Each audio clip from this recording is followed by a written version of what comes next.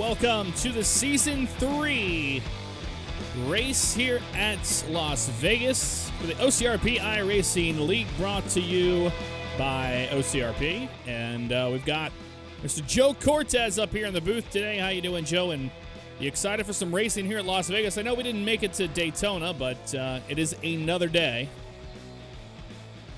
A new day certainly has dawned here on the OCRP League Season number 3, and doesn't it feel good to be reunited once again in the brotherly bond that is broadcast here on twitch.tv/jfavignano and twitch.tv/The Joe Cortez Show.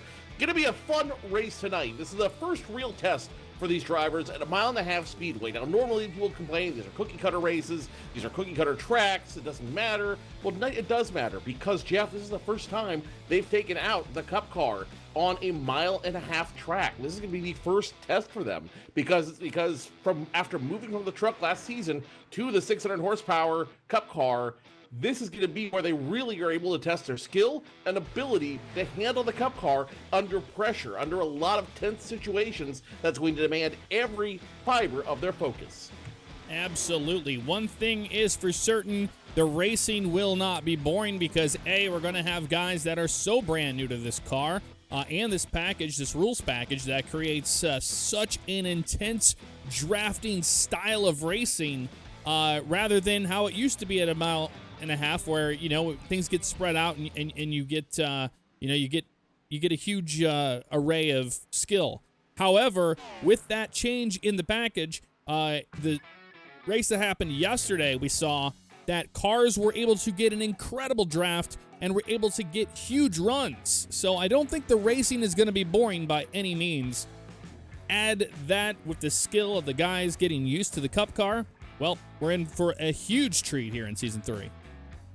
Not only that, but tonight's race is going to be, again, it's going to be a test of these guys' skill. This is a very interesting track because not only does it have the very wide tri-oval similar to Kentucky, but it also has a much smoother banking, 12 to 20 degrees progressive through turns 1 and 2 and turns 3 and 4 off into that tri-oval. You have a little bit more banking than you would, say, at a Texas or a similar track, but you don't have as much banking as you would, say, at a Kentucky or somewhere else. These guys can't go into these corners just full on the throttle. They're going to have to stop. They're going to figure out what's my line of attack and who's going to attack with me. I've got a feeling we're going to see several caution flags because you're going to have guys trying to attack it from different ways, and they're going to get together, and we're going to see some cars end up in the junkyard tonight. Yeah, and earlier, just here in the warm-up, we saw a few drivers that were getting a little sideways off of 4. Seems to be a problematic area. Track elevation here, we're at about 2,000 feet from sea level here. Track temperature right now, 115 degrees. Pretty warm, so might have some slick conditions out there. But regardless, I think that's pretty normal. Usually with the way these cars are, the Cup cars in general, is if you have an overcast sky out or it's cloudy, the racing just doesn't seem as good. No, it doesn't. The engine doesn't perform as well. It seems to have a little bit of weight on it. You can't get the air really flowing through the car the way you want, and it doesn't give the performance these drivers want. Now, out here in the desert, it's dry, it's hot, the air is moving freely. You can get a lot more horsepower and a lot more performance out of these cars. That's the good news. It's also bad news for some of the drivers that are new to the series. We do have several new drivers coming in tonight. Let's just name a few of them. Aaron Millerman is showing up for the first time tonight. Jason Kent, after taking a year hiatus, he's going to come back in the number 11 FedEx Toyota Camry. And, of course, our very good friend who was down here on pit road all last season, Jeremy Birch, he's going to be out there as well. So a lot of guys out there, brand new to the series, brand new to this car, and brand new to racing. It's going to, I forgive me for using the term, but it's going to be a dice roll tonight. We're going to be rolling some dice in Vegas. We definitely will be. And it's good to see a lot of new faces here. More cars in the field is better racing for everybody involved. The difference there is that, you go from knowing somebody for a while and how they drive around the track compared to, say somebody that you've never driven around before. That's going to change up how you feel about racing them.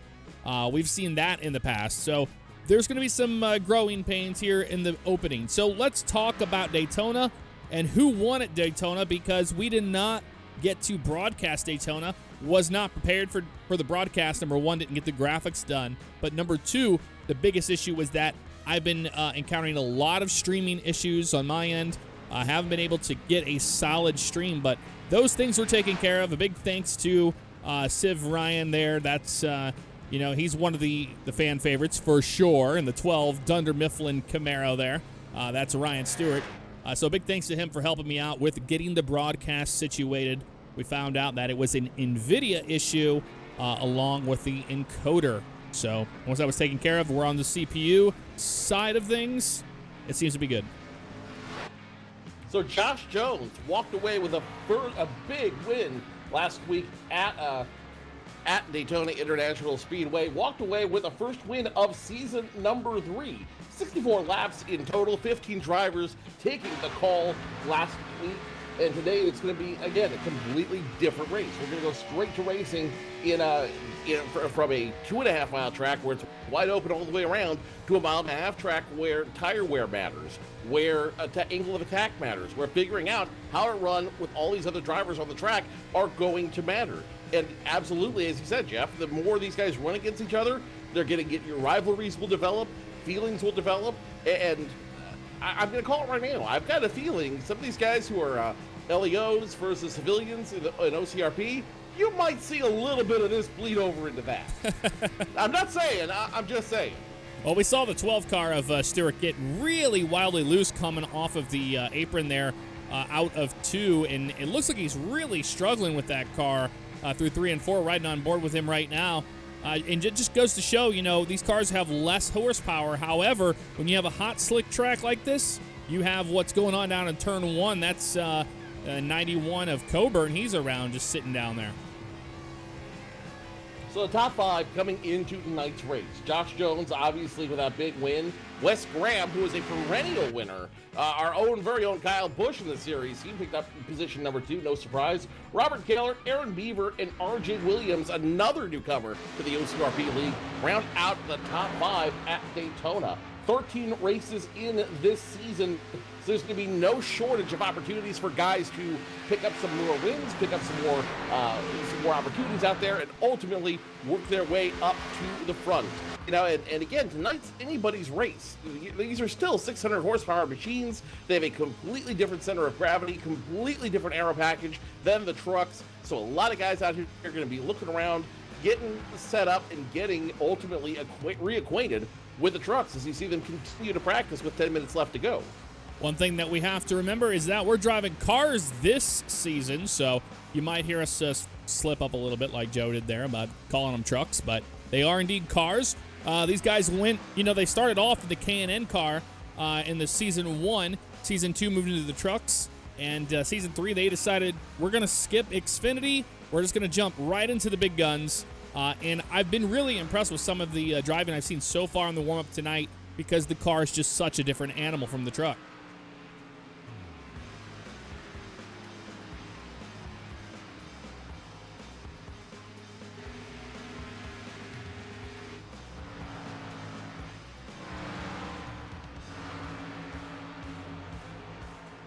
We are in the warm-up stage right now of the opening of Season 3 here. Had a little bit of broadcasting technical difficulties there with Cortez and his microphone. He should have it all set up now and good to go. You doing all right over there, Joe? Yeah, it doesn't sound like he has it taken care of quite yet, or he's having some issues for getting that taken care of. So one driver we're going to talk about here is indeed the 11 car. That's Jason Kent. That's he had a couple starts in Season 2. He did not finish out the season. So it's good to see him back in action again. So he will be joining us. Alex Reno in that 22 car. We were talking about it in before we started streaming here, or before we got the broadcast going, that some of these cars just look better as a cup car more so than a truck.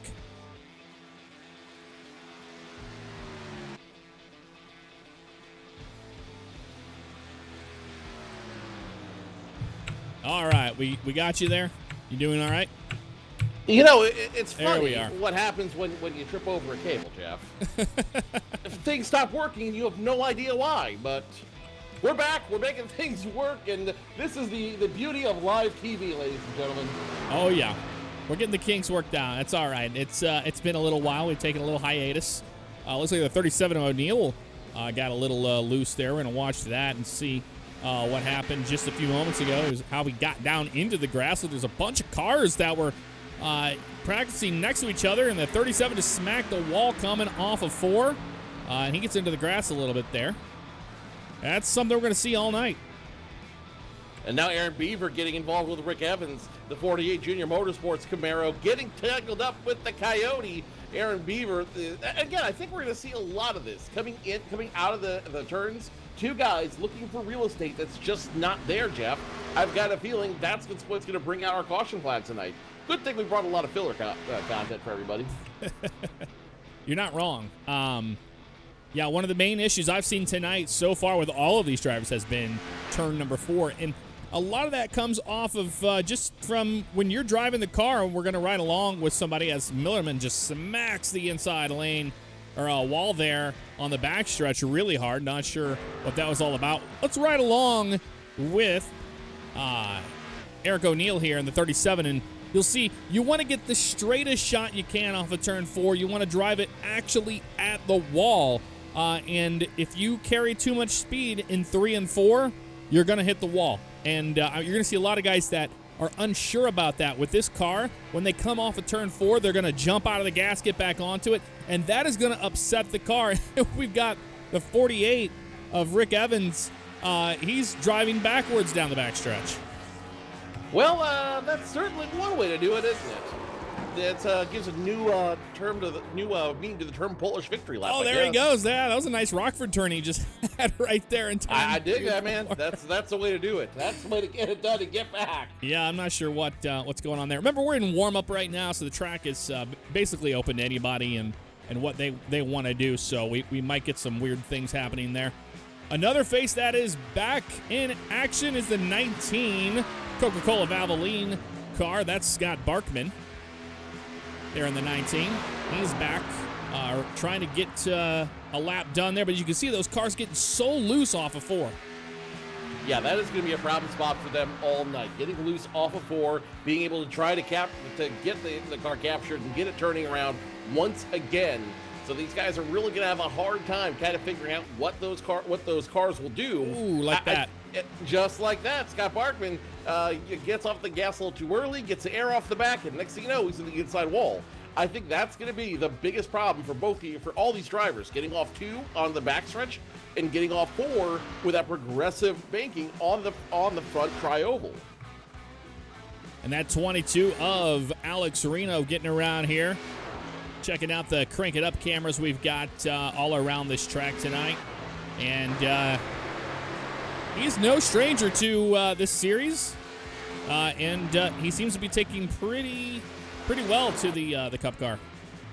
Oh, I absolutely agree. I think he's doing great out there. He's definitely got a lot of talent. He's definitely got a lot of experience. He's running 2 leagues this year, with OCRP being the Thursday night league he's running in this season. So I wouldn't be surprised if we see a lot more of him up front and in the conversation for the trip to victory lane. And this is what it's all about. When we first started out with this league, starting out the K&N Pro cars, everybody was brand new. I would say a good 75% of everybody that was in the league was brand new to iRacing, had never done iRacing before, in maybe even racing in general. And it's so cool to see how they have progressed season after season to where they are now. And some of these guys put on a great show. And I would beg to I would actually say this. Not beg to differ, that's the wrong word. But I would say what we saw at Talladega at the end of season 2, I wouldn't see that in an NIS series race. No, I don't think you would. I don't think you would see guys literally going all out, doing whatever it takes to win. The NIS, it's a great product. But here you have guys racing not for money, not for position, not to try to get into a feeder series. You have guys just racing for pride. You guys have guys racing for fun. These guys don't know each other. They're good buddies, in server, out of server. On our Discord channel, they're always talking to each other, giving ribbon each other about what they're doing and what's going on. So because of that, you're going to see a lot more competition. These guys are going to be ruthless about winning. You know why? Because there's nothing on the line. It's just pride and a whole lot of fun. 100%. And that's one thing that happens. Part of the issue of whenever you first start off, and this is, that the timidness of like, I don't know if I want to race this guy this way. I'm afraid I'm going to wreck him. And it kind of goes down into the whole thing of when you run the NIS series, just how crazy that can be, because you literally will make decisions based off of the longevity of the race. And a lot of times we see these guys that just don't do that. They just, they tear their tires up. They do everything they can. They're racing lap to lap. And that's what is so exciting to watch compared to guys that don't. And I was one of those drivers in the NIS series that was guilty of it, that, taking the back seat to a top 5 or something like that rather than for the win of the race. And you just don't see that in these league races at all. Everybody's going for it. Seems like every single lap, and it's sure exciting to watch. It's sure exciting to call. Let's be honest about that as well. It's always more exciting to call these races. Oh! It's exciting to call them when we're friends. And speaking of calls, that's going to be one we're going to have to watch. RJ Williams getting some big junk with John Borst, the bridesmaid last season. Yeah, RJ Williams and Borst were going at it pretty good there for a couple laps, even though it's warm up. And that's one, this is the time that you can lean on a guy and see what they're all about. Absolutely. Well, again, this is the early season. Right now, if you're going to risk it, if you're going to roll the dice in Vegas, you do it early in the season. You do it when you have the chance to do so, when points aren't as big of a deal. This is the time to do some experimentation, to figure out who races good with you, who races bad with you, see if you can make some deals with some people, and ultimately use that to your advantage later on down the line. So expect a lot of experimentation tonight. The caution flags, they're going to happen. It's not necessarily a bad thing for these drivers. They're getting great experience, they're getting to run one another hard, and they're trying to figure out, okay, when push comes to shove, who can I run with at the end when points are really on line later this season? And Wes Graham's out there on the track right now. He was basically the Kyle Busch of this league. He is unstoppable. What an incredible force he was in the last season. It'll be interesting to see how he does here in Season 3. If it's going to be domination or if it's going to be, hey, there's a little bit more of an even playing field with these lower horsepower cars. More downforce in the draft really matters. So it's not so easy to pull away from a guy if they can just get to the back end of you. No, absolutely not. And again, as we talked about, this draft package is critical for this Cup car. If you get behind someone and you get in their wheel tracks, you can run them down very easy. If you have someone pushing you, it's even easier. And that's when team dynamics, that's when car dynamics come into play, and that's when you decide, who am I going to run with, who am I not going to run with, and ultimately, who can I count on to try to get me to first place? And here's what's even crazier about it. That guy you thought you could count on to get you up front, when it's his turn, when it's his chance to win it, you may not be able to count on him. And we're going to see all of that come together. Riding on board here with Wes the Mess in the 88 car, and you can just see how smooth he is on that wheel. You'll hear the car bog down a little bit there. One thing about the Cup car is that it is way quieter than those trucks are. They have a higher ping to them. They sound much more smooth than, say, the truck did. And we're hearing that right there. This is a guy that is not a stranger to the Cup car, and he's getting around Las Vegas no problem. Wes the Mess, obviously, every time you talk about him every season, he is someone whose name comes up every single time as a contender. Heck, I even think he is so good out there, he could give some of his NIS guys a shot, a challenge, racing against them. All last season, he was either in victory lane or top 5. Last week at Daytona, he was second place to Josh Jones. So it's always a good bet to put some money on 88, because odds are he's going to be up front when the checker flag falls. Here's a face that we haven't seen in a while. That's the 91 of Jeff Coburn. He is back in action once again. here in the OCRP iRacing League, and he's got a new look on that car. That's the Beppis Chevy. We saw it back. Chevy. Yeah, we saw it back in the Truck Series, and now he's got the Camaro out there, looking pretty nice. The Beppis Chevrolet. I forgot all about that car. It's gonna tie my tongue in knots all night again, isn't it? Well, earlier when we were talking about Jason Kent and the 11 car, we were talking about how he did not run last season. Now, he did have a couple starts last season in the Truck Series. I believe one that I can remember, one or two, maybe two. I think it might have been a plate track there. But regardless, he did not stick with it the whole season. So a lot of these guys coming out of out of retirement to give it a shot, drive the Cup car. This is the top tier. This is the top car to drive in any league. You're absolutely right. When it comes to stock car racing in the United States, this is the car everybody dreams about. This is the ride everybody wants. If you have ever been in a go-kart, in a midget car, in a midget sprint, or if you've ever been in a K&N car, or even a Legends car, this is what you dream about, getting to the top tier of motor racing in the United States and getting behind one of these 600 horsepower machines. They are incredible to see in person. They are incredible to watch race around the track. And under the command of all these drivers, I think we're in for a great show tonight. Another driver we haven't talked a lot about tonight, that is Aaron Beaver in the 97. He has been with this league since the beginning. And he's out there in a Cup car, in that 97 car, looking really nice, making pace with everybody else that's up there. He's definitely one of those drivers that was kind of the underdog in the last season, and he slowly started clawing his way to top 5s, top 10s, and he might be one of those drivers to watch this year. Man, look at that, 3 wide in 3 and 4. We're going to make a little contact there, and he is going to save it.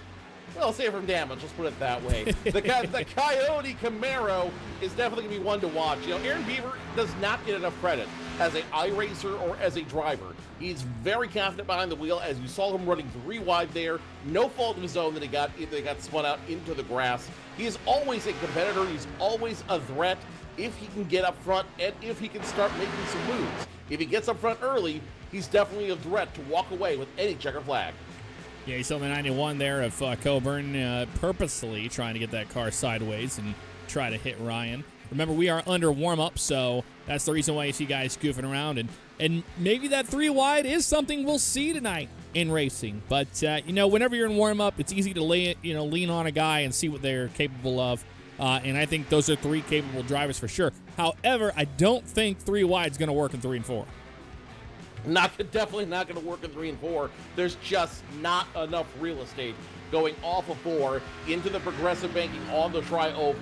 If you try it, someone is going to get bumped, and most likely it's going to be you. Looking forward at the schedule. This schedule is probably one of the most challenging and one of the most fascinating. Next week, we go to the big 2-mile D-Oval in Fontana at Auto Club Speedway. Take a week off for Thanksgiving. Then, December 5th, we're back at a track that you don't normally see the Cup cars on. Lucas Oil Raceway in Indianapolis. It's not the Brickyard. It's the Brickyard's smaller cousin. That's going to be very interesting. That, I figure, is going to be our Eldora this season. Oh, yeah, and that's Atlanta, fun to watch. The big mile and a half, the fastest track on the Speedway, and then Chicagoland before we go 2 weeks into the Twin D Oval in Michigan, Bristol week 8, Kansas week 9, Watkins Glen on the map. You guys asked for a road track and they gave it to you. Watkins Glen week 10, the Brickyard in week 11, Talladega Super Speedway before we end the season February 20th, 2020 at Dover. What are you looking forward to most here, Jeff? Here's a driver that I've just been watching here for a little while. He is a rookie, actually with a R 2.29. That 2.29 is his safety rating in the iRacing system. But he is a rookie, Jonathan Bunch, new to the league and new to iRacing. So it's always fun to watch, a rookie come out here, get in one of these cars, and he's able to get around here no problem. I haven't seen him have any issues with that 55. Not an issue at all. He has been smooth as glass, Jonathan Bunch. in the Chevrolet-sponsored Camaro. I think he's going to be a very interesting car to watch. If you're a fan, if you're putting some money down in chat, this may be a guy you kind of want as a sleeper. If you're doing a fantasy series, a fantasy lineup, I don't know that I make him my number one, but I definitely want him in my garage. I definitely want him as somebody I want to bet on because he's going to be consistent. He's going to drive the car clean, and ultimately, if the cleaner you are, the faster you go, and the better chance you have of finishing top 5. Yeah, the other rookies that are going to round out the series tonight, that's going to be the 11 car of Jason Kent, and then the number 1 of Ricardo Evangelinos. We haven't seen him race before. He'll be showing up here. He just got to the track. We'll see how his car looks once he gets onto the track. About a little less than 5 minutes here in the warm-up. Before we start things tonight, we kick it off with some qualifying here at the top of the hour. That qualifying will probably take about 5 to 7 minutes or so. Once that's taken care of, we move into the gridding portion. We'll do our starting lineups, and then we'll get on our way to green flag racing just after the hour. So stay tuned for that. That's going to be a lot of fun to watch. Seeing, guys that are seasoned veterans and guys that are rookies here all together. This is one of the bigger fields that we've had so far. A lot of cars to watch, and it should make for an exciting season. A lot of guys signed up.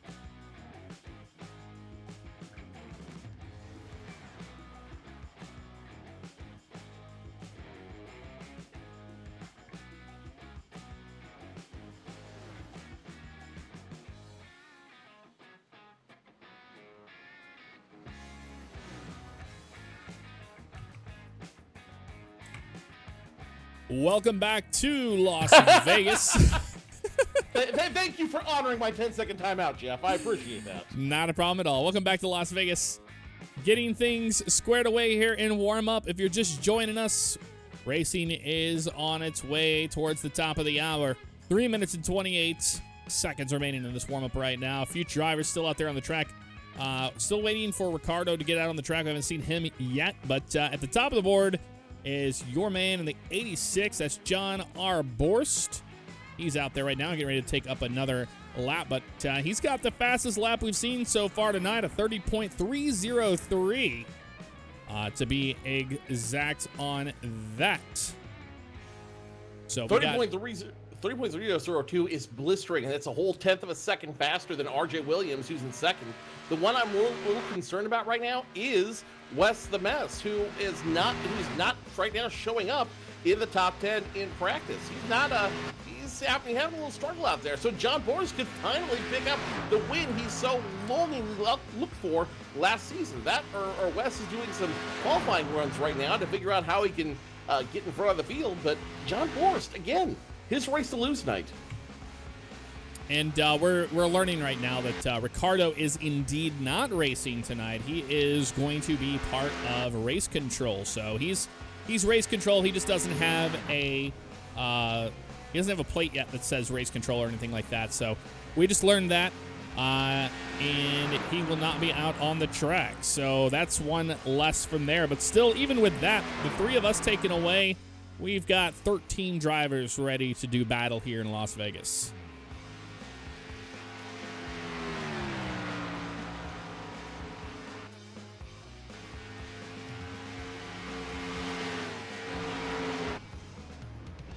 Got a whole bunch of cars out there on pit road. Not sure what they're all doing. Waiting for each other, maybe, perhaps. See the 52 of Millerman waiting for the 11 car of Kent to get up there.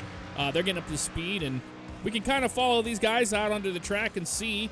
They've only got 1:30 to do it, but we'll see just how effective that draft is here around Las Vegas.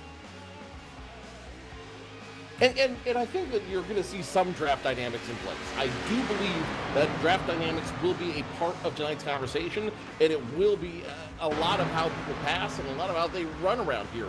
It would not surprise me to see two packs form. One group up front battling Pete Nickel for the lead, and a second group waiting for that first group to make a major mistake for them to pounce. And in that second group, a lot of drivers we've talked about. Aaron B., Rick Evans, Torino, Silver Ryan himself, Ryan Stewart. A lot of opportunities for those drivers to slowly make their way up there and count. Again, I think tonight's race is really going to be a race of attrition. Who can manage the people the best, who can manage the cars the best, and ultimately, at the end of the race, who's going to outlast and survive this race in the Coliseum. Yeah, we just saw the 11 of Kent get sideways off of 4, and that's the turn we're going to be watching all night. We've seen so many cars get loose in 3 and 4, and that's a matter of just finding that balance, how much you're going to let off the gas getting into 3, and how quickly you commit, because if you commit early, you got to stick with it. You got to drive that car off as straight as possible, straight towards the wall exiting 4, and we've seen quite a few guys smack it because of that.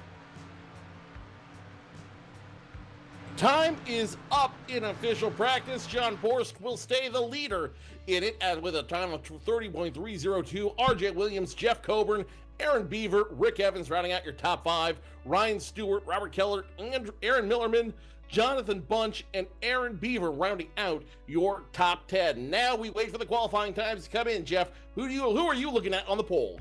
I'm watching for Borst. We've seen Borst be extremely powerful in the in season 2 in the trucks. So it seems like he has no problem getting around in a cup car.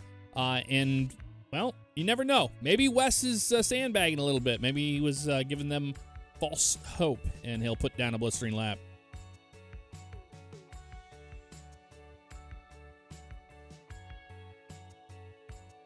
Just to put down the lap to end all laps tonight. I've got my eye on Wes Graham. Wes the Mess, again, he is always a threat to take the pole, be in a top 5 position. I'm watching him, waiting to see what he does and if he's going to sandbag everybody to get that pole position. It's always a possibility. We've got 3 minutes and 55 seconds for qualifying before we move in 100 laps around here tonight. I know that the Open League, if you guys are interested in racing here with these guys, and you're not, in OCRP itself, they have an Open League that a lot of the OCRP guys do race in. That is on Wednesdays. So if you want to find out more information about that, you surely can. And you can be out here on the track racing these guys that you see out here tonight. But this is the closed league.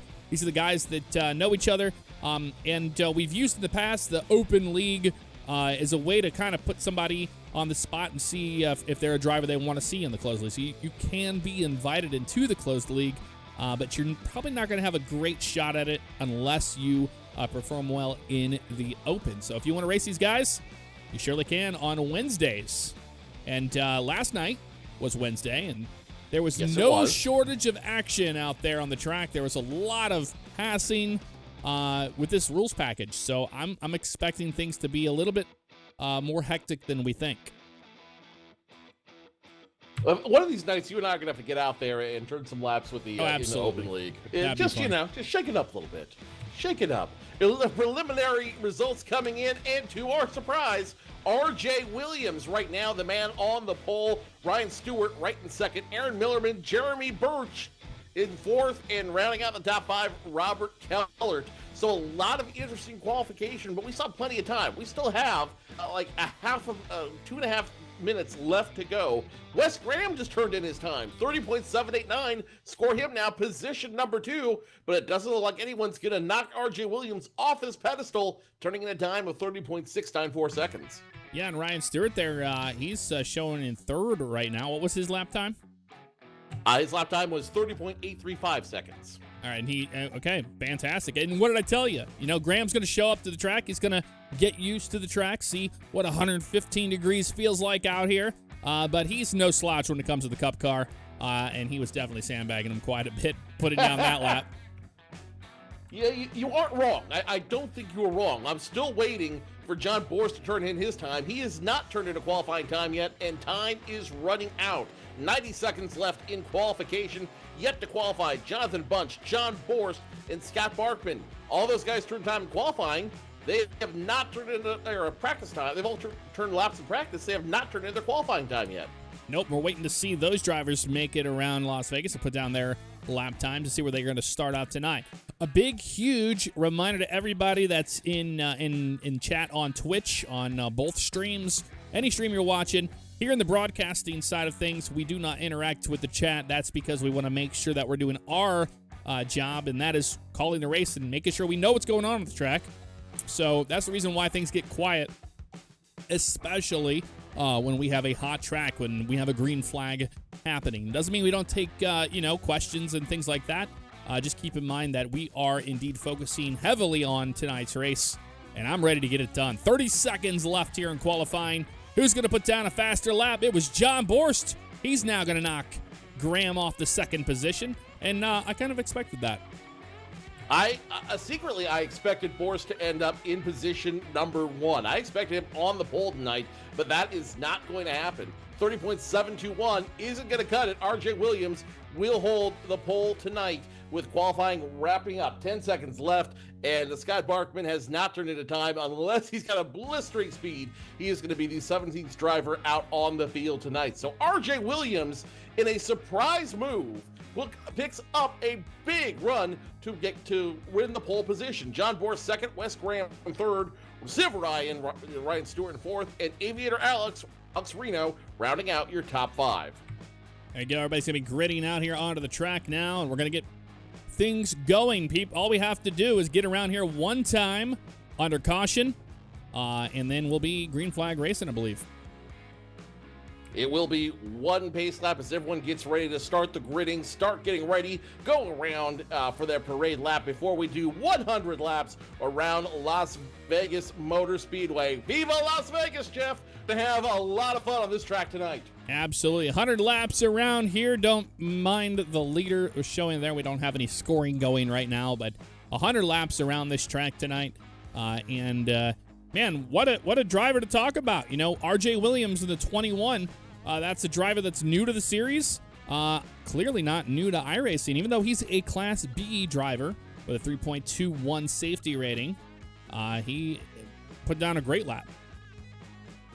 He did put down a blistering lap out there. I think he's definitely going to give the leaders a run for their money. But John Borst, he seems to have a control over the track. He seems to really understand what this track needs and what it takes. So it wouldn't surprise me if John Borst finds his way up front and starts leading some of these laps really early on in the race. Looking back deeper in the field, Ryan Stewart and Alex Reno, they are going to start positions 4 and 5. Rows 2 and 3, they got a great jump on it. Jeremy Birch, our pit reporter from last season, he's going to start position number 8. Jeff Coburn, the Beppis Chevrolet, position 10. Jeff, no shortage of talent here in the top 10. No, not at all. We're waiting for RJ to get the signal that they're ready to move here. I think they're waiting for a couple more drivers to get on the grid. Once they do, those lights will come on that pace car. We'll start rolling off the front. And what a cool-looking car that is that Williams is driving there. That is a Rebestos-style car. I believe that was from, what's it, Derek Cope? I believe so. That is an old paint scheme. Yeah, I'm not sure who that the driver was with the Rebestos, but it might have been not Mark Martin. It might have been Derek Cope, but we got the go-ahead there. No lights on the pace car because it's only one lap around here before we get things going. Joe, how are they going to start out tonight? Let's go through tonight's starting grid. On the pole, RJ Williams restarts with a time of 30.694 on the outside of him. John Borst, the Extra Life Toyota Camry, will start position number 2. Wes Graham and Ryan Stewart will be in row number 2. Alexander Reno, the inside of Aaron Millerman, in row number 3. Robert Keller, the number 4 machine, will start on the inside of Jeremy Birch in row number 4. Aaron Beaver and Jeff Coburn will make up row number 5. Row 6 is Eric O'Neill and Tony Wilson. Rick Evans and Jason Kent will be row number 7. Jonathan Bunch and Josh Jones, last week's winner, will start 15th and 16th respectively. And Scott Barkman will round out the field in position number 17. Jeff, 100 laps, and it's anybody's race to win. The first racing Ford Mustang pace car getting ready to go down pit road. Get ready for some racing, ladies and gentlemen. And that Ford Mustang pace car is about to make that left turn down to pit road. And once it does, we will be green flag racing here. The car that's in control is the 21 of RJ Williams. Green flag in the air here at Las Vegas. And like Elvis, he is wasting no time leaving the building. RJ Williams gets a huge jump on that start. On Borst, Wes Graham, Ryan Stewart all fall in line. The two lines that were are now breaking down into one line. But look at this, Borst now getting some help from Wes the Best.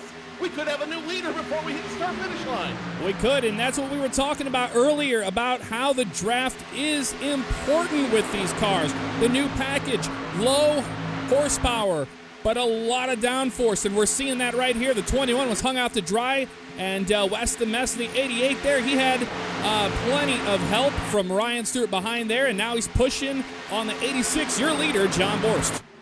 Well, that is a hazing by fire, if there ever was one. RJ Williams, the new guy, getting shuffled out by the leaders. Now another battle brewing for the lead as Wes Graham wants the lead from John Borst. John Borst not going to let him have it. Ryan Stewart will use the opportunity to try to get around him. It's a battle for second at the start-finish line. And you can just hear just how smooth these cars are compared to the trucks. The trucks are extremely loud, but these things just sound so smooth whenever we're riding on board with them. And you can see that it's not too bad getting around the entire track here. Pretty smooth so far here. No incidents to report, but here comes Williams. He's not going to give up just yet. He is charging on the inside. But with nobody to help him, nobody to give him that arrow draft, he's going to fall back in a hurry. Borst continues to lead. Civ Ryan on his tail. Now RJ Williams is going to try something different. He's going to try to go down low, see if he can pick up the draft. Is it going to work? It's going to work in turns 1 and 2, but what about the backstretch? This is where we're talking about. It looks like the 21 of Williams got a great run here, but here comes help for the 12 from the 88, and you can see just how much of a push it was to the 12 car. Now, tonight, you're going to see guys deciding to go down on the apron on the front stretch. That's perfectly normal. You will see that happen. It's perfectly legal to do that. A lot of guys like to do it because they just, it's the fastest way around the track. However, it does tear up tires. And now we got a nice battle for the lead. Almost 3 wide racing up here in the front. John Borst teasing both lines up front. Not going to happen, though, as RJ Williams now getting a push from the 23 truck. Number 23 car, I should say. That's Jeremy Birch, the Trading Paints Chevrolet. He's going to push him up side by side. It's almost 3 wide coming off turns 4. Oh, it was definitely 3 wide when we saw Borst get across the line there, and now he's down on the door to do some side drafting on the 21, but the 21 of Williams has help from the 23 of Birch. He gave him a nice shot through turns 1 and 2. RJ Williams, the Ray Bestis Ford Mustang, he wants the lead, but John Borst unwilling to give it up. Side by side one more time into turns 3 and 4. They will go out 2 wide, and RJ Williams will have the low line. He will have the advantage, and it looks like he will have the lead coming on lap number 7. Wow, what an incredible performance by Williams so far tonight, putting down that blistering lap and showing that he has no problem getting shuffled out by these veterans. He's going to make a name for himself, and he's got help on the bottom from the 23 at Birch, but man, still side by side down into the 3. Civ Ryan trying to figure out where he's going to go, how he's going to get around it. Jeremy Birch wants to give him the hand, but he said, Wes says no. He's going to work with Wes the Mess. Still a 5 spot now going through the tri-oval into turns 1 and 2. Riding on board here with Ryan Stewart. That's Civ Ryan. He's on the bottom trying to get a sniff of that draft from the 21, but now he's going to have to worry about the outside lane, and that's Wes the Mess in the 88 doing any side drafting on him. Meanwhile, they've got a whole bunch of people starting to catch up to them thanks to that arrow push. Aaron Millerman now back in the mix. Alex Reno in position number 7. He's back in the mix. The 91 is back in the mix. Whoa! And a lot of drivers trying to get in the mix as the 52 goes for a ride in the grass. Yeah, the 52 got loose big time in the tri-oval. Not sure if he had a little bit of help there, but he was able to gather it up and no caution will fly. Still side-by-side action here for the lead. Still side-by-side action way up front as Borst continues to battle side-by-side with RJ Williams behind them. The battle's cooling down. Ryan Stewart in third. Wes Graham falls in line behind him. Jeremy Birch, Jeff Coburn, Alex Reno, all just taking their time waiting for one of the 2 veterans up front to make a mistake. This is one of those races where you don't want to waste too much time. 100 laps around here isn't that long. And we're seeing these guys, they aren't backing down at all. We got one car sideways. Looks like it's a 4 of Robert Keller. Keller is going to go spinning into the infield wall, on the backstretch. No caution flag out yet, so we will continue to follow your leaders as now we're back to single file racing, and John Borst, once again, your leader with RJ Williams immediately on his tail. Watching here in the replay, the 4 car just gets into the wall, getting off of 2, nowhere to go. He tries to get a straight, pancakes to that left-hand side, and he's going to bring it down to pit road. Still no caution on the field, so we will continue to run green flag through lap number 11. Borst in the lead, RJ Williams second, Siv Ryan third, Wes Graham fourth, and Jeremy Birch riding along with the Spirit of Andrew in position number 5. Lots of interesting racing going on right now. Looks like everybody's calming down a little bit, letting the tires cool just a bit as they try to figure out what their next step is and what their next plan of attack is. And we saw a lot of aggressive racing in the opening laps here. And that is perfectly normal, considering that, we have 115 track temp. I was actually surprised to see as much of side-by-side and 3-wide racing we saw early on in the going. But regardless, I think those guys have figured out, well, maybe our tires are starting to give up a little bit, and now it's a matter of who saved what. And we're just now completing lap 13. That is the 4 of Keller getting back out on the track. So John Borst continues to lead. RJ Williams, Ryan Stewart, Wes Graham, and Jeff Coburn, your top 5. And as far as it comes to track temps, as it comes to these grips, remember, this is a fully asphalt track. When the track heats up, that asphalt will expand, and you'll be able to get a lot more grip on it. That's good news. The bad news is when your tires wear out, it is going to feel like driving on ice out there if the track isn't rubbered up. So now everyone's kind of figuring out what groove they want to run in. Where do they want to run that car in order to give it the optimal lane around the track? You're going to see a lot of guys kind of running off that first line there, the first line of the asphalt, making that their preferred groove because that's where the rubber is on the track. Right on board here with the 21, RJ Williams, and we saw he got up to 182 getting into turn number 3, so that's the speeds that they're running right now. It doesn't seem like that when you're riding on board here. Nice and quiet ride, and he's trying to make a move now on the inside of Borst. Is he going to be able to do it? Toyota versus Ford down the back stretch. Borst will continue to lead. Williams forced to get back in line behind him, and Ryan Stewart just kind of watching the battle right now, watching the two of these guys duke it out, figuring out how much tires they got left underneath them. Wes Graham not going to challenge as well. He's happy to ride behind Siv Ryan right now. I think, Jeff, both these guys in front, what they're trying to do is just kind of wear each other out, wear each other down, and everyone's happy to watch them do it. And you're watching the 21 of Williams making repeated attempts at a pass on the 86. This is the downside of the new package of these cars, is the fact that it is absolutely difficult to pass if you don't have a drafting partner. If he had the 12 car at his bumper, he could push him right around the 86, but right now it's just enough of a gap that he cannot get around. He's going to try some side drafting. The side drafting may be successful through turns 1 and 2. RJ Williams has the advantage, can't complete the pass. Borst is faster on the back stretch. Now into 3 and 4. They continue to run side by side, nose to tail. Who's it going to be, Williams or Borst? Side by side once again, coming off 4. And it looks like Williams might have the advantage. The side draft may have worked for the Respetos Ford. He might, if he can clear that 86 and get his tail in front of him, then that's whenever the 86 will be at the disadvantage, and I think that's what he's trying to do here. But it's going to come down to who is going to side draft the best and get around each other and make that pass. And remember, Jeff, when you're side drafting, you're not looking for the arrow push from the guy beside you. You're looking to take some air off him. You're looking to make that car not operate optimally. You're looking to disrupt that air around him. If you can do that, if you can force the driver to check the brakes a little bit and get away from him, that's when you're going to see him make the move. So right now, that's all RJ Williams is doing. He's getting as close to this door as he comfortably can, trying to get Borst to make a move, to back off a little bit in fear he's going to spin. For a guy that's brand new to this league in the 21 car, he is a Class B driver, not a Class A like you're seeing here from Borst. Borst is a powerhouse. We've seen him absolutely dominate races in the second season of the OCRP iRacing League. And now we're seeing tonight The 21 is challenging that with an incredible drive starting out here as we complete lap number 20. So they will continue to run side by side up front in him. What's an incredible show of talent for both drivers. Ryan Stewart still in third. Wes Graham, Jeff Coburn now trying to start to line up. I think they want to make another pass at these two drivers.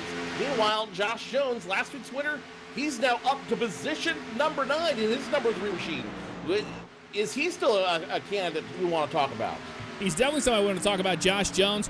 And that's what we were getting confused who was driving the Beppis car, because that was Coburn, and I'm not sure what's going on here now. Well, I got completely sideways, but the 3 of Josh Jones indeed got his first win of the series, of the league, and that was at Daytona. So a great way to start off the race, but man, he is sideways and he's going to hit the wall. He keeps it out of harm's way of anybody else, and a little bit of net coating happening there, and he went around almost on his roof. I don't think he kept it out of the way of everybody so much as he just survived that one. Incredible save on his part. The good news, the bad news is he trashed the number 3 Beppis Camaro, and that is going to cost him big time. If we watch a replay of that, Jeff, I just want to see what happened with that wall. It just looked like it reached out, grabbed him, and put him to a dead stop. It indeed did. We're watching on board here right here. Yeah, it was one of those things where it net coated. He grabbed the wall, and the wall took him straight up into the air. That was a very, very weird one. Now it comes down to pit stops, and who's going to come down first? Pit road already starting. Looks like it's going to get busy here real quick.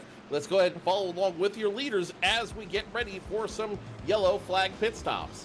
And they have not got up to the pace car yet, so we will wait for them to catch up to the pace car. And once they do, pit road should be open.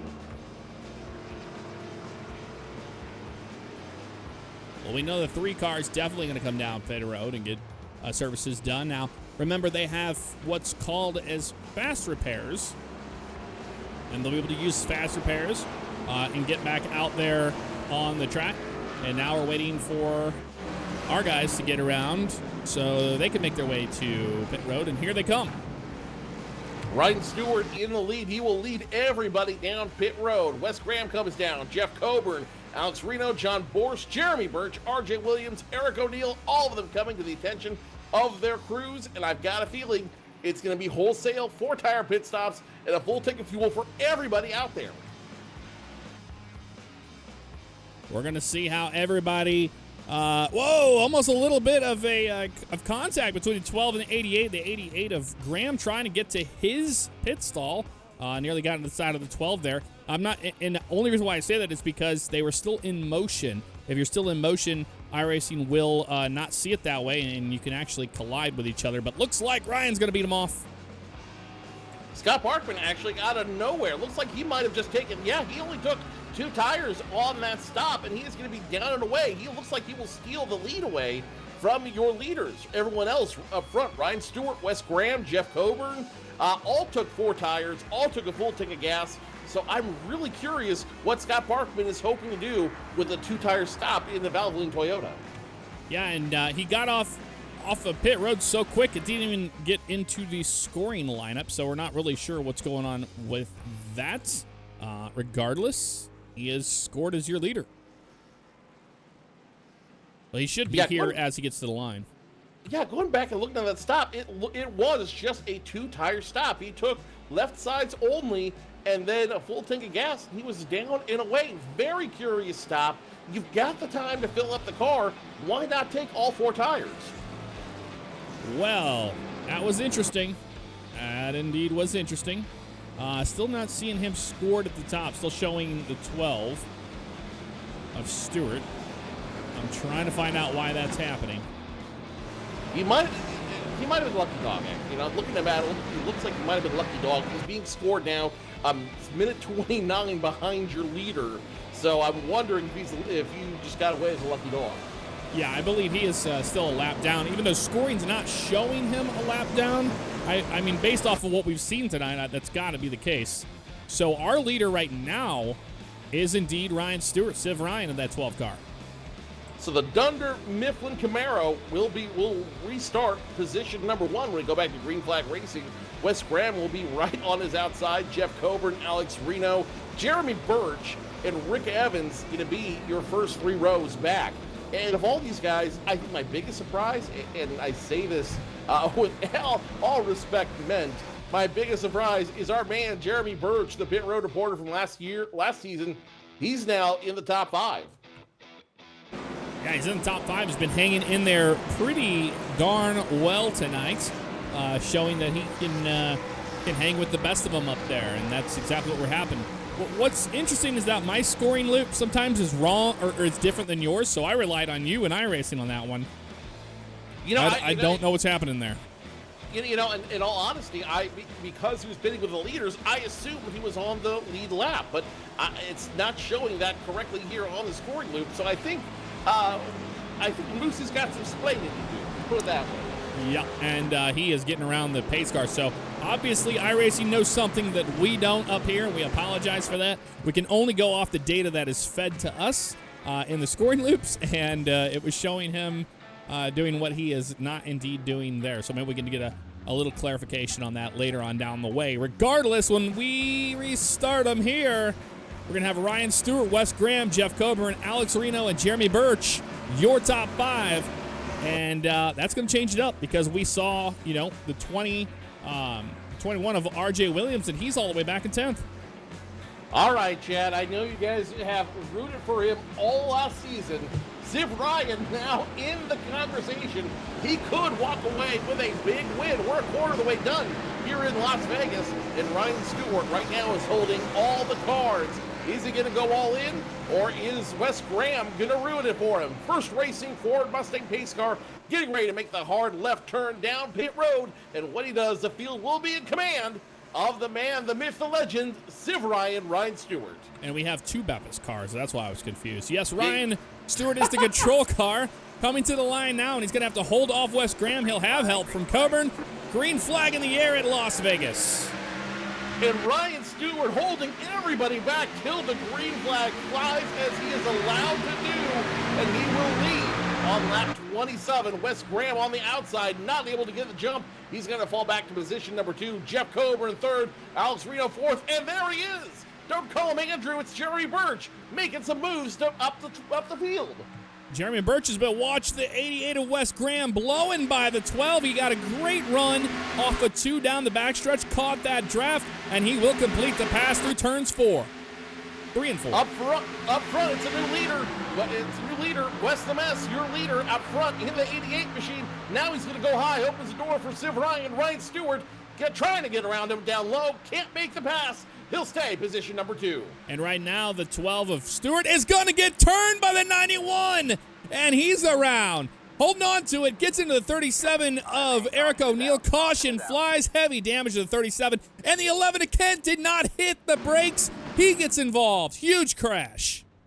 Huge crash on lap number 28. This is what I think we were expecting to see earlier in the race. But now these guys are a little bit more sporty, have those new tires underneath them. I think they decided to go all in, and that gamble did not pay off for a lot of those drivers. At least 6 drivers involved in it. Eric O'Neill, heavy smoke coming out. Jeff Coburn, heavy smoke coming out. Ryan Stewart, Jason Kent, all have serious damage coming out of that incident. Good news for them. They have quick repairs. Bad news, though, they're going to have to restart from the end of the field. Yes, they will, and it looked like the 12 of Stewart just thought he was clear, and he was not clear. Came right across the nose of the 91, and that sent him around. And the 91 actually got the worst of that, and I'm going to show that to you here in just a few moments. He got the worst of that because, well, he had a nice run. He got through 1 and 2 nice and clean. He had that run to the 88. The 12 came up across his nose, and he thought he was out of it, but the 12 came down, side-checked him. He had nowhere to go but into the wall, so a tough break for that 91 of Jeff Coburn. He'll bring it down pit road, get that fast repair, and, well, we'll re-rack him and stack him. Re-rack him and stack him here at Las Vegas. Wes Graham, still your leader, arguably the biggest beneficiary of that caution flag, but look who is behind him. I'm waiting to call his name down on pit road, tell us what's going on there, but he's not going to do that. You know why? Because he's in second. He is in second, and he is running hard. Jeremy Birch in second right there. Yeah, he only had a few starts in the season 1 of the OCRP iRacing League in the Cannon car. Just maybe short track racing wasn't for him, and waited it out. And he didn't even have any starts in the truck series. So here he is, his first race of the season. Well, his second race of the season, but doing a hell of a job. He's up here in second right now. He is in second right now, and he is. I've got a feeling he might be the sleeper on tonight's field. Alex Reno now back in third. Rick Evans in fourth. Tony Wilson, the Krusty Krab Chevrolet, back in business. He will restart position number 5. Aaron Millerman with a slightly damaged machine in 6th. RJ Williams, your pole sitter, will have to restart position number 7. Position number 8 will belong to Scott Barkman, it looks like. And John Borst all the way back in position number 9. Eric O'Neill, who was involved in that incident, will restart position number 10. With lights still on, tension is building down there. I've got a feeling that we are going to have we'll have 2 more caution laps, but after that happens, all hell is going to break loose. Well, he's only got 70 laps to get it done here, and it seems like a lot, but it's really not a lot of time. Especially, we've seen how difficult it is to pass here at Vegas, and we might see that continue on. Interesting to see a lot of guys not taking that path, though, and not helping each other out, not working together for the draft. Instead, trying to do their own thing, and it's not working out for them. It's not working out because you're just putting too much in and going too fast at it. When these tires cool down, they lose that grip. They lose that ability to get down into the track and start making some passes, making some moves. When you start the race, you are dependent on other people to help push you, to help move the train forward. And until we start seeing some guys line up and start making deals with one another to make those moves and get them moving faster onto the track, you're going to continue to see these caution flags and these and leaders getting isolated out there in front. Exactly, and our leader right now, well, it's no surprise that it's the 88 of Wes Graham. He finally made his way back up there, and he's holding on to it. Not a problem at all. And we've seen him do amazing things in Season 2, so it's only fitting to see him up front in Season 3. So far, only 9 lead changes. Only? That's quite a bit. A lot more than what you would think at a 1.5-mile track, but it's pretty interesting. We've had 2 cautions so far tonight, 8 laps total. That's going to add to them as we go along here. 69 laps remaining around here. We're going to be restarting here shortly once the lights are off on the pace car. Lights are off this time by. We will go back to green flag racing on lap number 33, 1/3 of the way done here in the desert. And Wes Graham will lead them back to that green flag with honorary frontiersman himself, Jeremy Birch, on his outside. I'm really looking forward to this restart. I'm excited to see what Jeremy can bring to the track. He brought it well last year down on pit road, but I got a feeling when push comes to shove, he's going to bring it here as well. He definitely will. And one person that has snuck up there into the top 5, that is the 22 of Alex Reno. He's the one to watch here on this restart, as he'll be starting right behind the 88 of Wes. And it looks like Jeremy's going to have help from the 48 of Rick Evans. Junior Motorsports 48 Chevrolet Camaro of Evans will have a great view of this restart as we get ready to go back to green flag racing. Wes Graham in control. What's going to happen? He'll hold the field till the green flag flies as well. And he's going to get a great jump. And he will continue to lead on lap 33 with Alex Reno now trying to get on his tail. The 23 of Jeremy did not have a good restart there. The 48 tried to get around him once that happened, but the 22 of Reno decided, you know what? I'm not waiting up. He went to the inside, and he gets around the 23. The Aviation Ford Mustang is going to get around, and he is going to try to get that run on Wes the Mess. Meanwhile, the racing is back around position number 4. Tony Wilson inside of Rick Evans.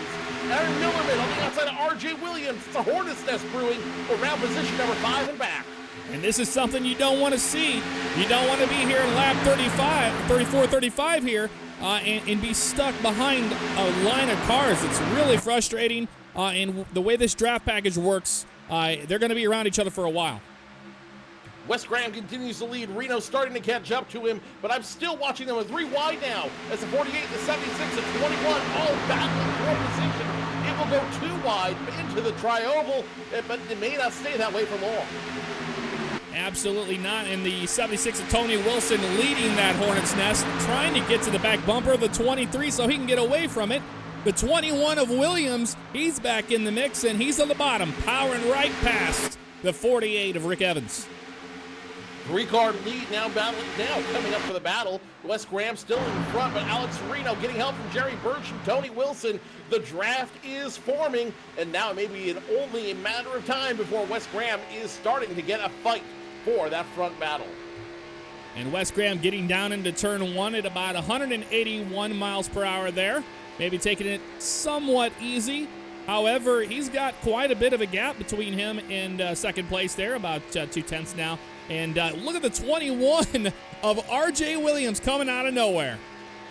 R.J. Williams comes out of nowhere and slingshots all the way to the back of the number 88 Camaro. So now it's Chevy versus Ford, the classic battle for positions 1 and 2. Graham gonna hold them off, but R.J. Williams got a bunch of friends behind him, and they all want to play. What a move by the 21. Came out of nowhere in the matter of 2 laps. And now he is breathing down the neck of the 88. But now Rick Evans fighting hard on the inside. The Junior Motorsports Camaro tries to make a move on that Rebestos 21 machine. Can they do it side by side with Wes Graham teasing both lanes? They will stay side by side to the start-finish line. And that gaggle of cars is behind them still has not given up at all, and they're all stuck around each other in turns 1 and 2. Meanwhile, behind him, Eric O'Neill is in the mix still. Alex Reno, John Borst, all single file, all trying to get the train going if they can't catch up to your leader and really cause a stir. And the 86 of John Borst getting very, very aggressive there on that pass around the 22, and now he's going to try to get around Eric O'Neill in the 37. That's what you got to do. You got to make those kind of moves. It's almost like you're watching plate racing here at Vegas. John Borst trying to climb the salmon ladder at Extra Life Toyota Camry. He will get around the 37 of Eric O'Neill, and now moved up to 4th. He's got Rick Evans squaring his sights. Yeah, we're going to ride on board with the 37 of Eric O'Neill, and he gets turned by Rick Evans. Or was that the 52? Big jump behind him. The 23 involved. The 37 involved. A couple of guys going on into the grass trying to avoid it. Lots of trouble. Brings out the 3rd caution of the night. We're going to try to find out what happened there, but Eric O'Neill got turned around in a hurry, and that caused a big problem with all sorts of drivers. We're going to back it up a little bit further and try to figure out what exactly happened here. It might have been the 52 of Millerman as he got underneath the 37. And yep, he just turns the 37 right there and the nose. The 37 nowhere to go. The 22 got into the back end of the 37. He ricochets. Around he goes. Horrible damage to that 22. And the 23 had nowhere to go. Heartbreaker for the 23 car of Birch's. He was up there in the top 5, and now he's going to bring it down pit road and get a fast repair. Good news is there are plenty of fast repairs to go around as Wes Graham will lead them down pit road for the second time on lap number 40. It looks like it's a 20-lap caution window, or I should say pit window, right this second as Wes Graham leads R.J. Williams, John Borst, Rick Evans, and company to the attention of their crews. If this race stays green the rest of the way, they should be able to make it on fuel, no problem. We're going to see who's going to make it off the pit road first. R.J. Williams looks like it's going to be a 4-tire stop for him. John Borst will also take a 4-tire stop. Wes Graham slightly overshot. His stall had to back up, but he is now in the mix with everybody else, taking the 4 tires as well. Down the line, everybody looks like taking 4 tires. And who's going to be the first off pit road? It will be 21 of R.J. Williams in that first pit stall. Let's talk about R.J. Williams. You know, a driver that's new to the series, new to the league. He came out of nowhere, put down a great lap, started on the pole tonight. He's in second. He's been up in the front. He got caught up in that whole scoring issue we had and he was back restarting in 10th position, drove his way all the way back up into the top 5, waited for another caution, and here he is right now. He's leading the race. So R.J. Williams is now back on in the race, and that just shows you how important pit position is on this track. He came down with everybody else, but not only did he have the fastest pit stop, but he also had the advantage of being the first one to roll off pit road and be able to get his position back. So give a shout to R.J. Williams and his crew. Stop of the night so far, as he is back in position number 1. Back in position. Let's talk a little bit about what we just saw before that caution came out, Jeremy. That looked like a little bit of Daytona / Talladega. We had 3 wide, and they couldn't go anywhere. Well, Jeremy's on the track, but I'll try to do my best impression of him. Oh, you betcha, Jeff. That was a lot of great racing out there down on the track. We saw a lot of guys really to risk it all, and so far, a good race to be had. Yeah, I'm sorry. My apologies, Jeremy. my apologies.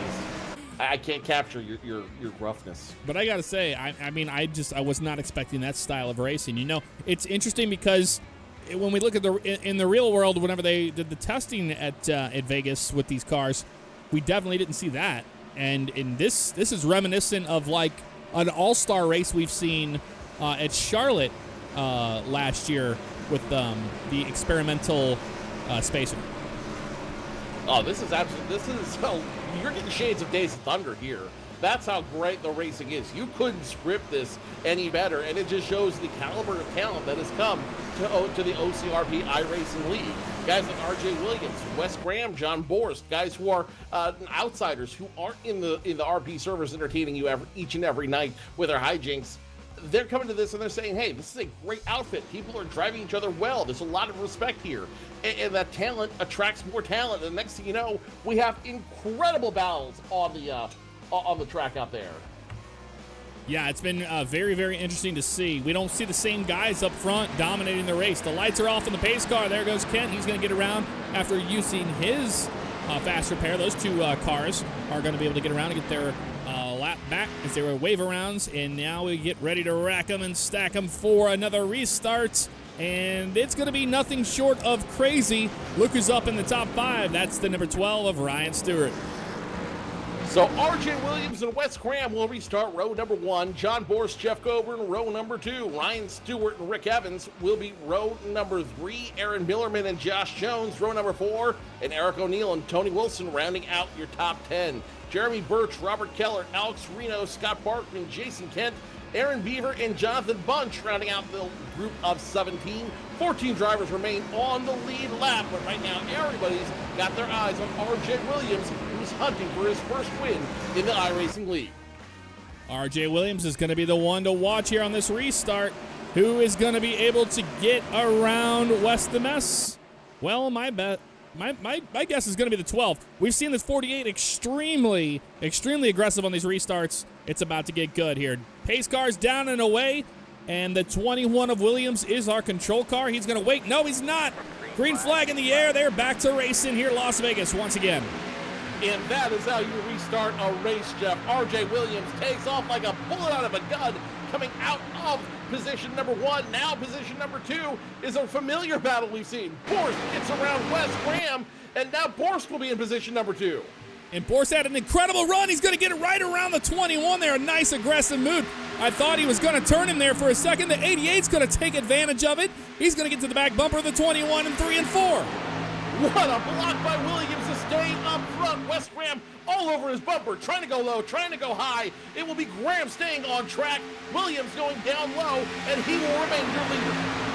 Well, that was one hell of a move by the 21 and of Borst not wrecking there. That was really interesting to see. But the 21 is going to have to hold off the 88. He's hungry. It's going to come down to side drafting. And now the 86 is in the mix as well. He is not getting behind the 21 of Williams. Borst wants to get around him so bad. And look who's also in the mix. Ryan Stewart, the Dunder Mifflin Camaro, going to go down on the apron. Yeah, Ryan had a nice run getting through 3 and 4, and now he's going to try to get the draft on the 21.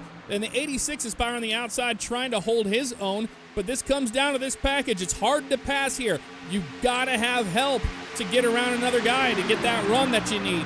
And we're seeing a lot of reminiscence of plate-style racing.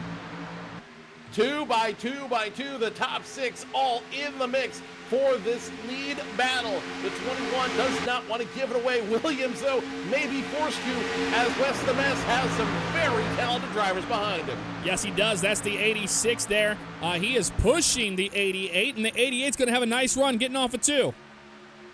Nice run getting off 2. Nice run going down the backstretch. It's a drag race into turns 3 and 4. Wes Grahams right now has the lead, but the 21 of Williams, he's got the advantage going down the short side of the track. The 88 has help, but man, I gotta say the 21 is fighting really hard. However, the 21 has the fastest way around this track. That is the bottom lane. But now the 12 trying to make a decision whether he wants to run high and get around the 21 or if he wants to run with the 21. Stewart is trying to figure out where he wants to go, and I think wherever he goes, the 48 and company will go as the 88 finally gets the shove. Wes Graham gets the shove from John Forrest, and it looks like he could take away the lead this time by. Not if Williams has something to say about it. Williams all the way down on the apron, trying to hold off for the lead, but man, that was one hell of a shove by the 86, the 88. They got to be careful here. This is in Talladega. You push on a guy that hard in the corner, you can spin him. Once again, Graham hooks up with Forrest. Now Stewart is up there with Forrest, as well as Millerman. 4 cars on the high line compared to 2. This train's going to get moving real quick, Jeff. Let's look at the 48 of Rick Evans. He's up in the mix. He's in 4th right now. He's been staying patient. Now we got a little bit of a train going in the outside lane, and now it's going to be a matter of who goes where to get around the leader. It's all about who's going to blink first down on that backstretch. Williams does not want to give an inch. Graham and Forrest, they want to do everything they can to get around him and potentially lead a couple laps of this race. Williams goes back and forth between being scored first and second. This time around, he may lose the lead. Yes, he will. No, he will keep it. He will. Lap he will. 51. Cross flags in the air. He will definitely keep it. This is insane to watch. The 21 holding off 3 cars. That's just how much faster it is to be on that bottom lane. And these guys are stalling out. I don't see any aggressive side drafting happen here, so that's not helping out their case. But regardless, the 21's not budging. He's every single lap saying, no, I'm not giving this to you. Every single lap, he finds some speed down on that low side, and he continues to hold on without any help. You know, Graham, Forrest, Ryan Stewart, they are all frustrated right now. They are racking their brains. What do we have to do to get past that Ray Bestis Ford Mustang? It's going to take a lot, and we're going to ride on board here with the 12 of Ryan Stewart, and you're going to listen to where he's lifting, where he's getting back into the gas here as they get off of 4. You can see the car got a little tight on him there. He was able to keep it off the wall. And now he's going to start getting in line of the 86 of Borst and try to push him down into 1 and 2. But here's where it's been getting absolutely insane here in this race, is that you have to pick a lane. You have to find out, do I want to run with the top 3 guys? Do we want to get by this guy just based off the draft? That's what we're seeing here, but the 21 is not laying down. The 21, you can stand him up at the gates of hell, but like Tom Petty and the Heartbreakers, he will not back down. Williams continues to lead this race by the whiskers of his chin. I have no idea how he's holding off those 3 drivers on the top lane, but he is doing an excellent job of staying up front, and now it looks like he might lead the train. Now, Joe, we got a car sideways. Uh-oh. No yellow flag, though. Let's continue watching this for the battle for the lead as these guys continue to run in the line. Williams now starting to get a run on Graham and company, and it looks like he does want to go high. He wants to keep the 88 of Graham in his rear view mirror. Probably the safest place for R.J. Williams to put that car right now. And that was the 3 of Josh Jones that got loose off of 2 and ended up hitting the wall on the inside there. And we're watching this battle here, and this has been absolutely awesome to see. Now, Joe, if you're the the 86 in Borst, are you right now saving, or are you waiting for your moment to get around these guys? Are you letting them battle it out? Maybe they'll tear their tires up faster? Or are you frustrated as hell being behind the 88? I think in the beginning of the run, he was absolutely frustrated. You saw him after that major block by 21. He wanted to pair up with Graham and find a way to get around him. Now he realizes, okay, it's not going to work. We tried lining up. It's not going to get together this time by. I think now he's going to hold off with Ryan Stewart, and the two of them are just going to hold off their tires, kind of start to conserve just a little bit, wait for the top two to burn everything they have before John makes his move. And that's been the story all night, is this 21. You know, he shows up here, he puts a name for himself very quickly down by getting the fastest lap in qualifying, starting on the pole, and he's been putting on one hell of a show tonight. Oh, this is absolutely just a clinic on how to drive this car. He's putting on a show on how to make this work and how to get going. RJ Williams, the kid out of nowhere, he might walk away with his first checkered flag tonight, and that would just be a huge blow to Wes Graham, to John Borst, to Ryan Stewart, three veterans who have been in this league for 2 seasons now, all trying to hold off, all trying to win and put the new guy in his place. And let's talk about the 88 of Wes Graham. You know, he won the championship last season. Here he is now. What a great way would it be to try to, get that. Everybody knows that Daytona is like a toss-up. Anybody can win that race. But here at Las Vegas, it's going to take the skill. This is where Wes Graham wants to set his motion for the season. And right now, he's definitely showing us that he is a contender. But, man, what an incredible drive by the 21 team. RJ Williams, once he got back on the front row, once he got back to position number 1, he's yielded a couple times, but he is not seriously yielded it. He is continuing to lead. He's got 41 laps left, and we know we can make it on fuel. The question is, can he make it on tires? He battled it out hard with Wes Graham and company. Does he have enough to get back to finish this race and get all 41 laps in position number 1? And that's been the whole the whole story here towards the end of this race is we've seen the 21 down on the apron many times, and that does tear your tires up quite a bit, especially on the early goings that we saw there on a heat cycle. These tires are on their first cycle since we just had that stop. So yeah, I think it definitely does come down to tires. I think that's the reason why we're seeing such a spread in the field right now, is based on who saved what and where. And I don't think they meant to do it on purpose. I think guys just saved because they were either like, I'm not sure I want to race this guy. And you see guys up here in the very front that were racing extremely hard. But I'm still absolutely flabbergasted that 21 is still in the lead. I'm not. He's found a way to make that Ford Mustang work for him, and more importantly, he's been able to hold off Wes Graham and John Borst without any problems whatsoever. We talked about it earlier in the race. That low line is the fastest way around the track, and if you have to, you can cut down to the apron and get around even faster. But it does make me wonder how much rubber is left on those Goodyears underneath RJ Williams, and more importantly to that, can he keep it up and make sure he keeps those two winners in his rear view mirror? The 55 of Bunch is down on pit road. He is going to be taking service to that Camaro. But let's talk about the 21. The thing is, and now we got a change up for second here. Wow, Borst came out of nowhere, and he's going to grab the second spot. It might just be a change in engines on that train to see if they can catch up to Williams. He's starting to depart from those guys. Last time around, he was 0.6 of a second away. That is quite a distance at any track. This time around, is it going to be any closer? No, it looks like they're going to take another 0.1 of a second away. So RJ Williams is starting to take off on this field, and I've got a feeling they let Borst up front to see if with newer tires, he can lead the train up and ultimately start running down the lead on RJ Williams. That's what it looks like. Now, is it a matter of the 21 managing the bottom lane, or is it clean air? It's a little bit of both of that. But mainly, we've seen how well the 21 blocked for the bottom the entire time. He says, if you're going to get around me here, you're going to have to do it on the outside lane. I'm not giving you inside.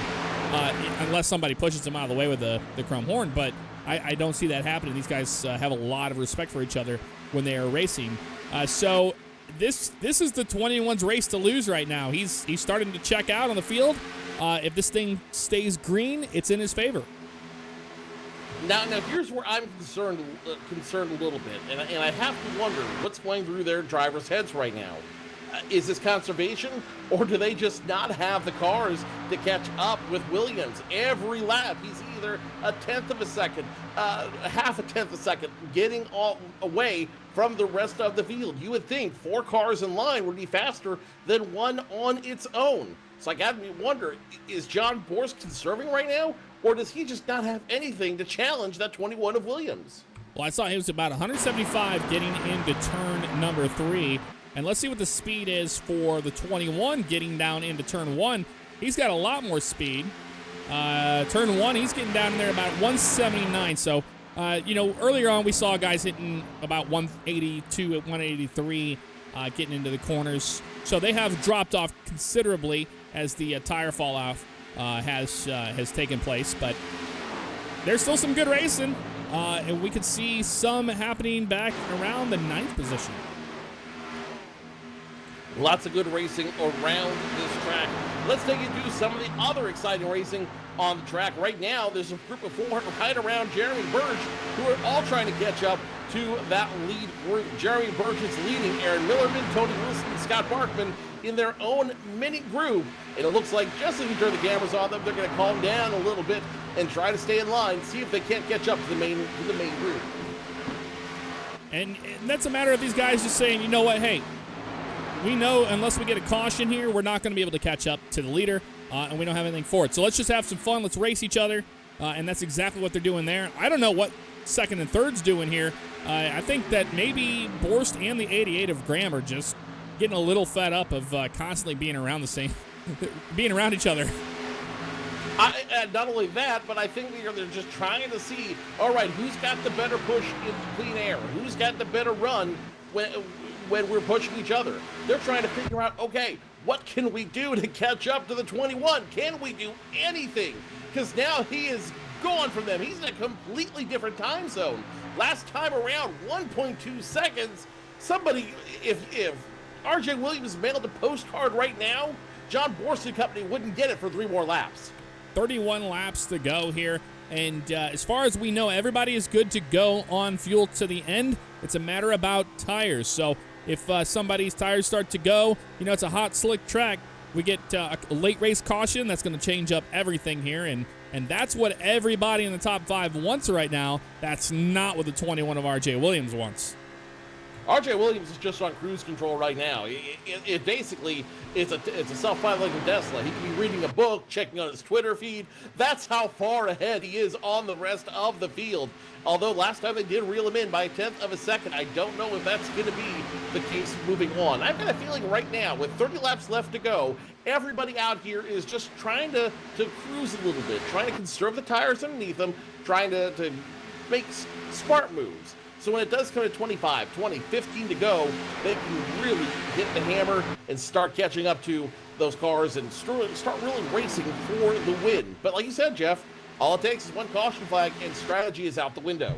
Absolutely. We're going to go to Crank It Up, let you listen to the sounds of iRacing for a little bit, give ourselves a little bit of a break on our voice for the end of the race. And first one of the season, let's do it.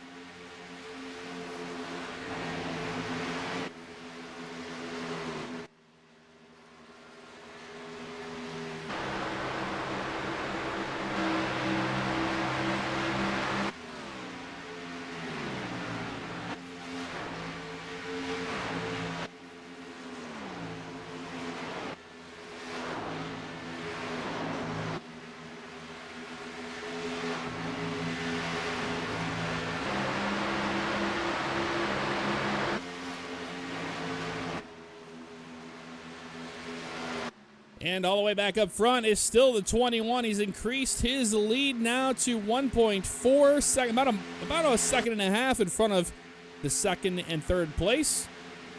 And nothing has changed here. We got 25 laps left in this race. What do you think, Joe? I think really at this point it comes down to, will we see another caution flag? And the question is when. Will we see another caution flag at the end? Will we see another caution flag with 10 to go? I think really at this point, with 25 laps to go, when we hit that start-finish line, it's going to be about if we see a caution flag. If we don't, RJ Williams is now a second and a half on John Borsten Company. I don't know that even if they run as hard as they can out here, they can catch him.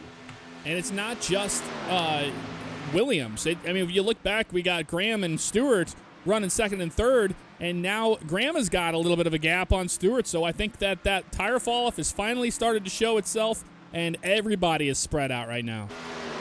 Everybody is spread out. It wouldn't surprise me. I doubt we'll see it. But it wouldn't surprise me if somebody comes down to pit road under this green flag. Aaron Millerman's going to come in on pit road. He's going to try to beat the caution, see if he can get tires and fuel before everybody else needs to. Interesting strategy move now by Millerman, as he will be the first to throw his hand out the window and see if he can make a late race strategy move that could ultimately catapult him to the lead. Yeah, that could. It's a smart move. You know, if you're not going anywhere and you're stuck in the spot you're at, come down pit road, get new fresh tires. If that caution comes out, you're sitting pretty right there in first. Absolutely you are. And right now, if you're RJ Williams, all you want to see is green flag racing ahead of you. We are winding down here. We have less than 25 to go here in Vegas. And if you're going to roll the dice, if you're going to make a risky move, now is the time to do it. If you're Wes Graham and company, you don't have any time to waste. It looks like John Borst did that same thing as well. John Borst might be coming down pit road. He's slowing up big time. All right, John Borst is going to come down pit road. I'm watching on board here the 21, RJ Williams. He does have damage on the right front of that car. Check that. John Borst came down pit road 2 laps ago, and so he now has 4 tires and a full tank of fuel. More drivers going to come down pit road, it looks like. Looks like Robert Keller's going to come down. Alex Reno's going to come down. This is a very interesting move. It's almost as if everybody's anticipating a caution flag to come out late. I don't know, Joe. Maybe guys did not take fuel, and they expected a little bit of a change there, and these guys are coming down for their final fuel stops. That might be what is happening here, based off of, you know, when we saw the green, was it the end of 45 laps or 50 laps or so? I mean, we've had a lot of green flag racing here. We have had a lot of green, and there it is. There's the caution everyone was betting on. Late caution flag with 20 laps left to go. Not sure who it was. We're trying to find out what car was involved. Was it the 11 of Kent that went around? It's entirely possible. I am going through. I am not seeing anything. It definitely wasn't a debris caution, if that's what you're thinking. I'll take a look back as we try to figure out what brought this caution flag out. Yeah, we're trying to figure out what's going on here, but the caution indeed has flown. This is what the 21 did not want to see. This is what everybody that was coming out pit road wanted to see. However, now it comes down to that decision. The 21's going to have to come to pit road to be as competitive as everybody else, and that's going to give them their waiver rounds. So everybody that pitted, they're going to be down, trapped a lap down, but they're not coming down pit road this time. They're going to stay out. They're going to get their waiver rounds, and it's going to come down to, I think the 21 might be kind of screwed here. We'll see what he does. All right, the caution flag came out for the 37 of Eric O'Neill. He was going to come down pit road. He was going to follow the 19 machine. That's Scott Barkman. He was going to follow him down pit road, but he just came on too fast, too heavy. He ends up spinning it as a result, and that's going to bring out the caution flag. If this were NASCAR, that might be a questionable spin, but hey, it's OCRP. We'll take it. We'll take it, and the thing is, that's a gamble you make. You know, these late race pit stops under green, you know, you getting on pit road at Las Vegas at speed is not as easy as it sounds.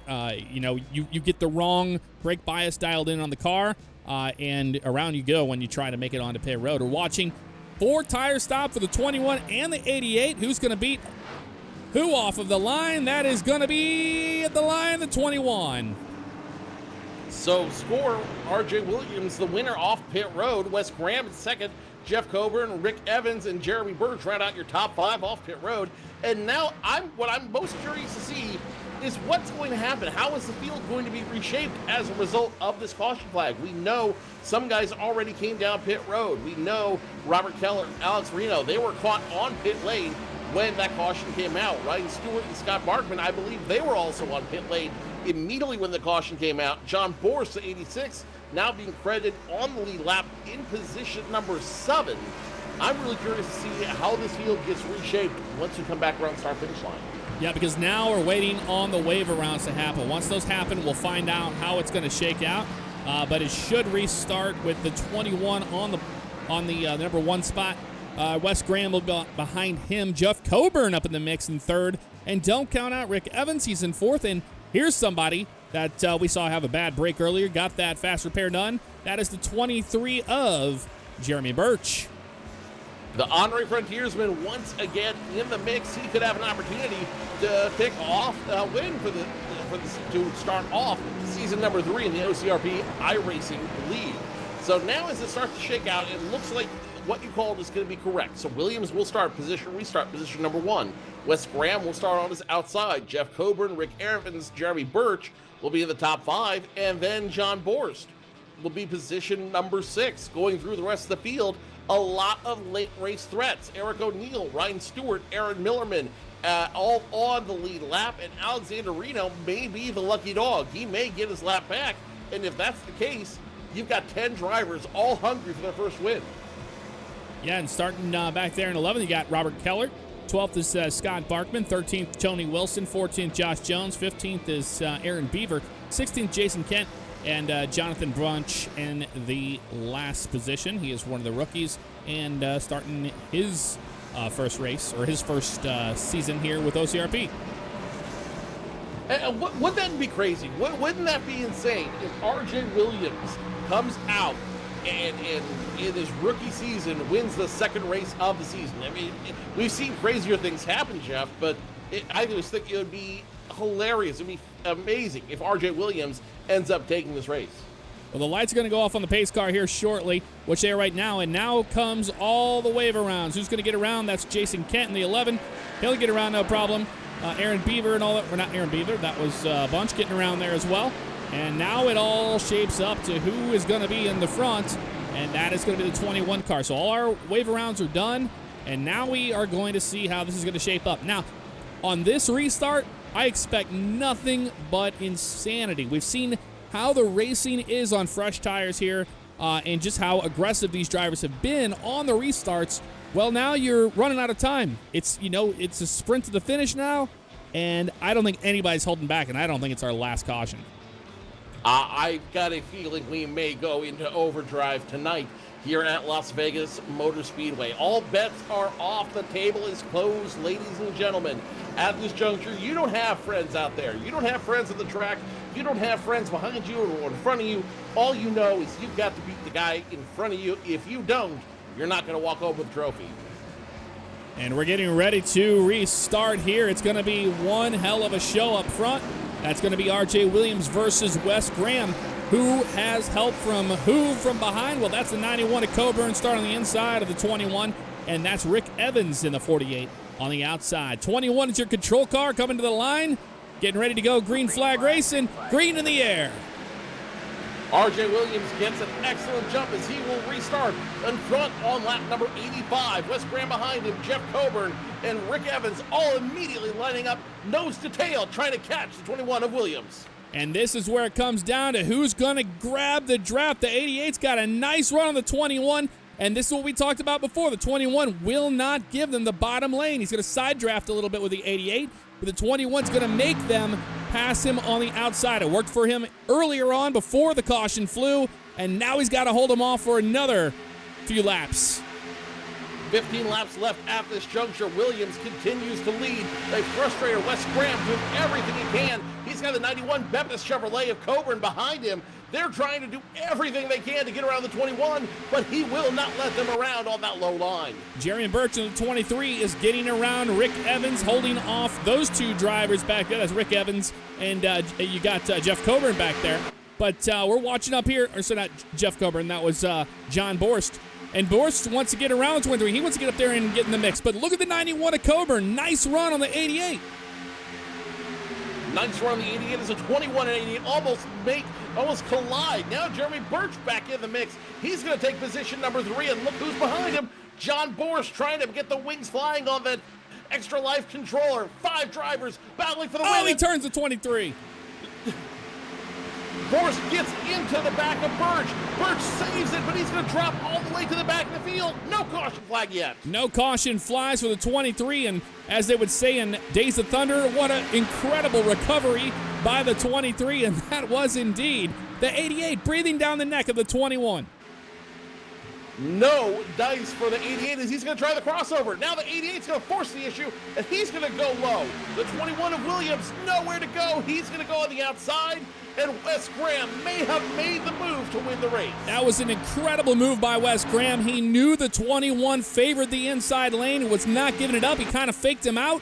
He moved up, and he was able to get his bumper on his inside quarter panel, and now he will take the lead, and it's going to come down to these last few laps here. The 21's got to run. He's got to run. He makes contact with the 88. Oh, he turns him. Graham goes on the inside. He is going to get right down. Caution on the field. And R.J. Williams takes back position number 1, but he knows he screwed up.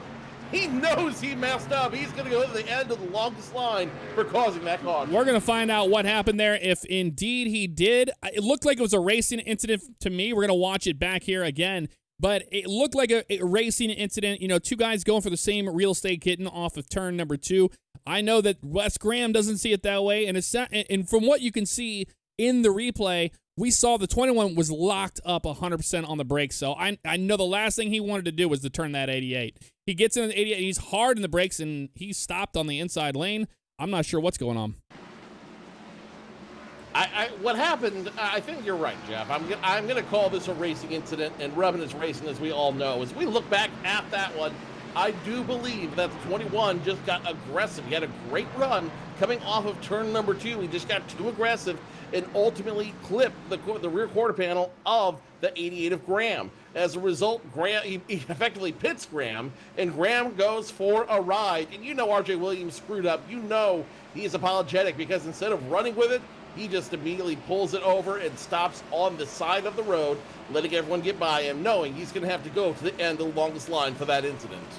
He might have to. It's going to come down to what race control decides to do off of that, if that was considered, too aggressive of a move. But, it's racing. These guys have been going at it.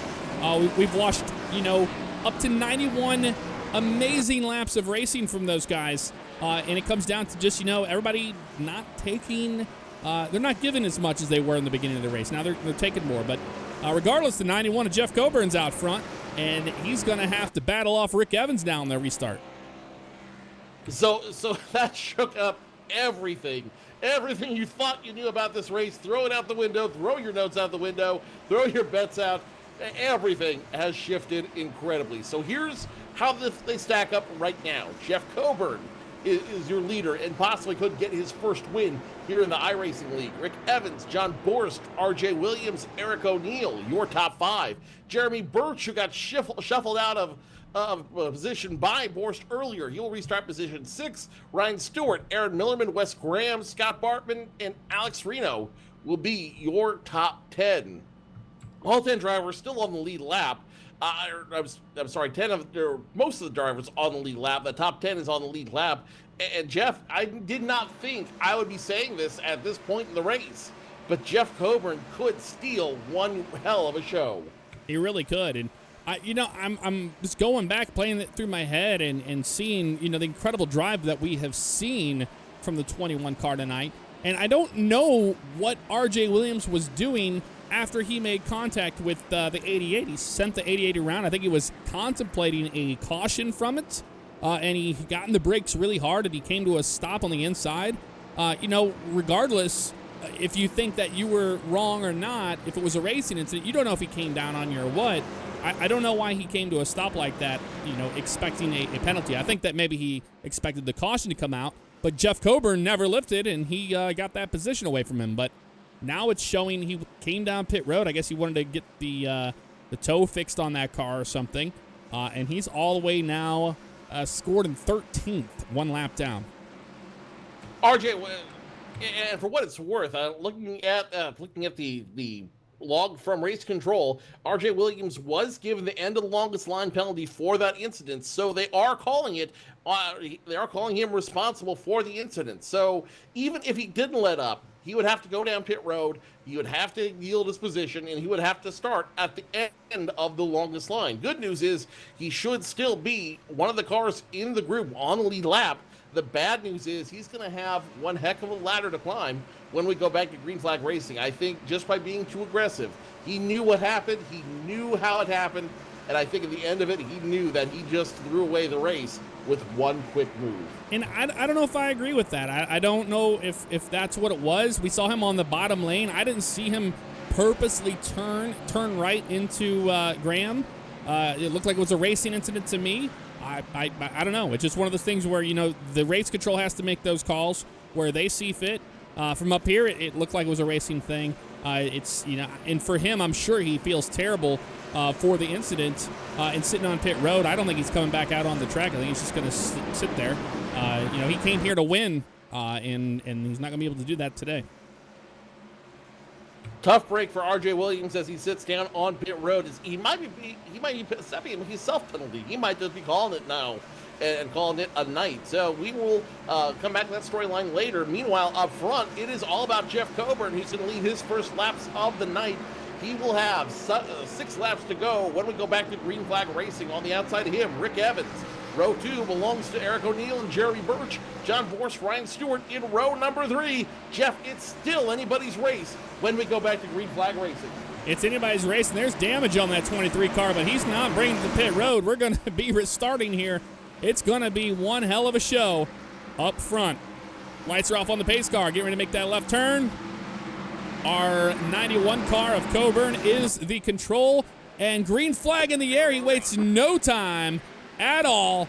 Everybody going to be fighting for position here to finish this one. Coburn gets a big jump up front, but now Evans and O'Neill side by side, working for position number 2. John Borst is going to get the easy way around. He will fall in low, and he's going to try to make a run on the 48 of Evans in the backstretch.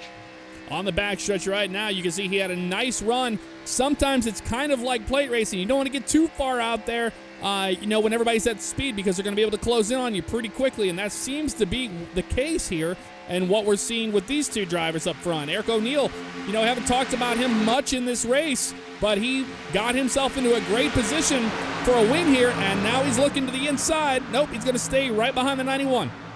Wes Graham back in the mix now. He is going to pull up to position number 4. The 86 of Borst. He's going to nose his way into the low line, and he could get on the win. All he's got to do is get around. Coburn is not giving up the low lane. And that's what it's all about. We saw Williams not giving up that low line earlier on in the race, and now we're seeing it late in the race. The 91 knows he can't do it. We got smoke in the back, but everybody's keeping it straight from that, and the caution flies with 5 to go. Caution flies, 5 to go. We may go into overdrive as a result on that one. What was the smoke about in the back, Jeff? Because we were just seeing racing heat up front. I think that it was one of the cars there in the top 5. It might have been Rick Evans or Wes Graham or somebody there, or maybe even Ryan Stewart, sliding the tires in the tri-oval. Couldn't see it. We just saw a little bit of it at a time, but they were able to keep it going straight, not getting the car sideways. And we want to remind everybody that we do have green-white checkered attempts here in iRacing now. That has been part of a update, I believe, this year. If you are joining back into the iRacing action, and it's been a while, they do have green-white checkered. So we do not finish things under caution here like it used to be back in the day. And I got to say, when I was driving the NIS series, it was very frustrating to finish races under yellow. Absolutely, it was. I remember those days calling the NASCAR Peak Antifreeze Series, and you had a caution, and you had a great run all the way to the end of the race, and then it would end under yellow, and it was frustrating for the drivers. It was frustrating for the viewers, and most importantly, it was an unsatisfying win. You don't want to win under yellow. You want to get the checker flag flying alone for you out on the field. So here's what causes the caution flag, Jeff. The 23 of Jeremy Birch racing side by side with the 52 of Aaron Millerman. Those two in the tri-oval trying to get the same exact spot. Doesn't work, and it looks like it's a little bit of netcode working on to the advantage of Millerman as Birch gets spun, tries to save it in the grass, unable to, and ultimately spins it down pit road, almost makes contact with the inside wall, and that is what's might send us here to overdrive, depending on when they pull that pace car off the track. Yeah, we're watching here when it happened there, but yeah, it looks like there might have been a little bit of netcode, but regardless, that was the 23 kind of clearing himself on that right front of the 52 of Millerman, and there was nowhere to go. And the 19 there of Barkman, he had nowhere to go. He went right into the back end of the 23, but a nice job by the 23 keeping it off the inside wall. He's got a lot of damage to the rear of that car. A lot of damage to the rear, and that effectively could end his night. But what I'm more concerned about up front is what's going to happen here. Jeff Coburn and John Boris will restart on the front row. Eric O'Neill and Wes Graham immediately behind them, and immediately behind them, Rick Evans and Ryan Stewart. Jeff, we're going to have a 2-lap shootout, one green, one white, and that's a lot of talent to stick in 6 positions, nose to tail. Yeah, and I do want to say that, as far as race control goes and how they're throwing the caution here, we don't have phantom cautions. We don't have the, debris cautions, things like that. The caution has to be thrown for a reason. And that's in iRacing, either iRacing picks it up or the live race control will pick it up themselves. So they saw the 23 get turned around on the front stretch in front of all those cars, and that's the reason why they throw the caution. And I understand it. It's not what the 91 wanted. It's not what any of these guys wanted really, because there was a great battle happening up front with Borst and company. And I've got to say, the driver we haven't talked a lot about, but we just started talking about, is this 37 of Eric O'Neill. He was kind of an underdog. He had some great runs in Season 2. But here in Season 3, this is a great way to start it out. And he's driven all the way up into 3rd. The cars are being incredibly generous to Eric O'Neill as he has found his way into 3rd, but I'm still looking at John Borst, the Extra Life Toyota Camry, in 2nd. I got a feeling this could be his first win. It eluded him most of the 2nd season. Most of earlier this year, that big win eluded him. Now, with the car in a new season, he's got a shot to walk away with potentially the most shocking win of the year so far.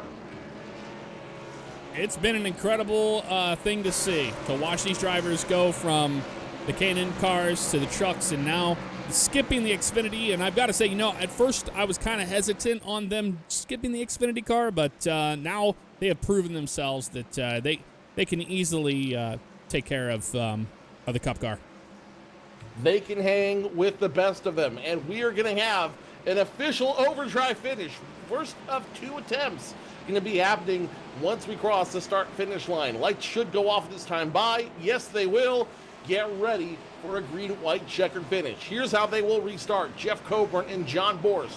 Row number 1, Eric O'Neill and Wes Graham. Row number 2, Rick Evans and Ryan Stewart. Row number 3, Millerman and Barkman. Row number 4, Robert Keller, Jeremy Birch, Alex Reno, Jeremy Birch's last driver on the lead lap.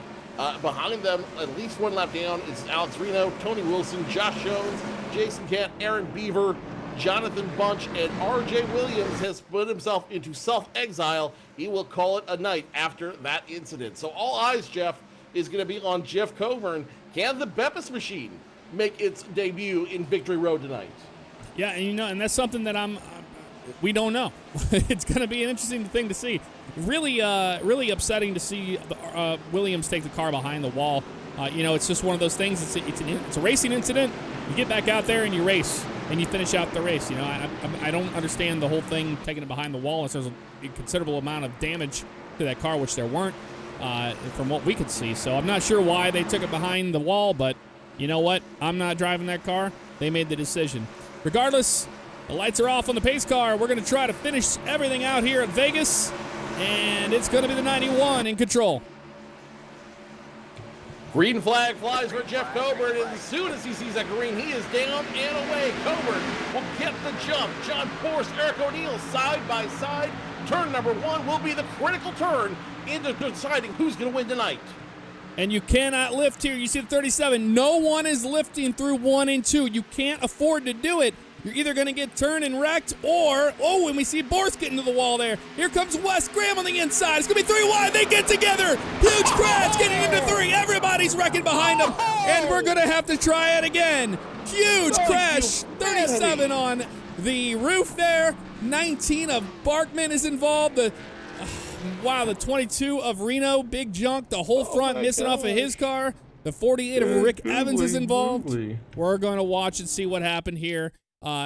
Wow. That was a matter of 3 drivers just, 3 wide racing, and that was not enough room to do that. 88 shot the gap right between, I don't think the 37 or John Borst there knew he was there, and that just collected everybody. They go into the wall. The 88 goes down. He gets involved in the crash. Everybody is along for the ride. There's nowhere to go. Just a huge, huge pile of junk behind the leader of the 91 of Coburn.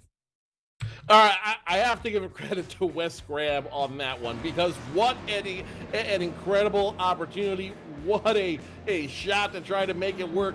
But he was just putting that square peg in a round hole, and it just wasn't going to work. That gap closed on him immediately, and instead of fighting for the win, he took himself out along with 2 other drivers who could have really had an opportunity to win this race. And we're talking about earlier how Williams brought it behind the wall because he was the one that caused the crash. Well, I mean, it's easy to say the 88 caused that crash, out of the 3 drivers there. He shot the middle. He saw an open hole, but it wasn't a big hole, but it was a hole, as they would say in Pushington.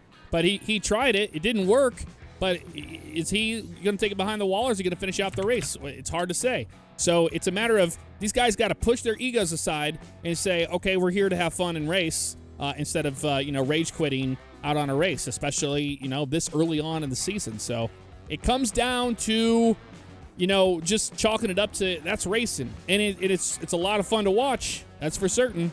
And we've seen a lot of guys get caught up from not being patient enough. Well, the not being patient bug definitely bit him there in the hardest of ways. And like I said, that really takes out his chance of winning this race, of being a player and potentially walking away with that victory for that first victory this season. Now, Jeff Coburn, so here's how it all shook everything up. As it stands right now, according to the official standings, Jeff Coburn will be your leader once again.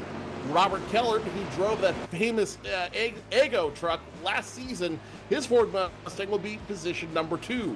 Civ Ryan Stewart, know you love him in chat, he's going to restart position number 3, and he arguably could have the best seat at the table to win this race. Jeremy Birch, the Henry Frontiersman, fought his way back. He'll be in position number 4, and Wes Graham will be on the back of all of those. Now, we don't have a third green white checkered finish here.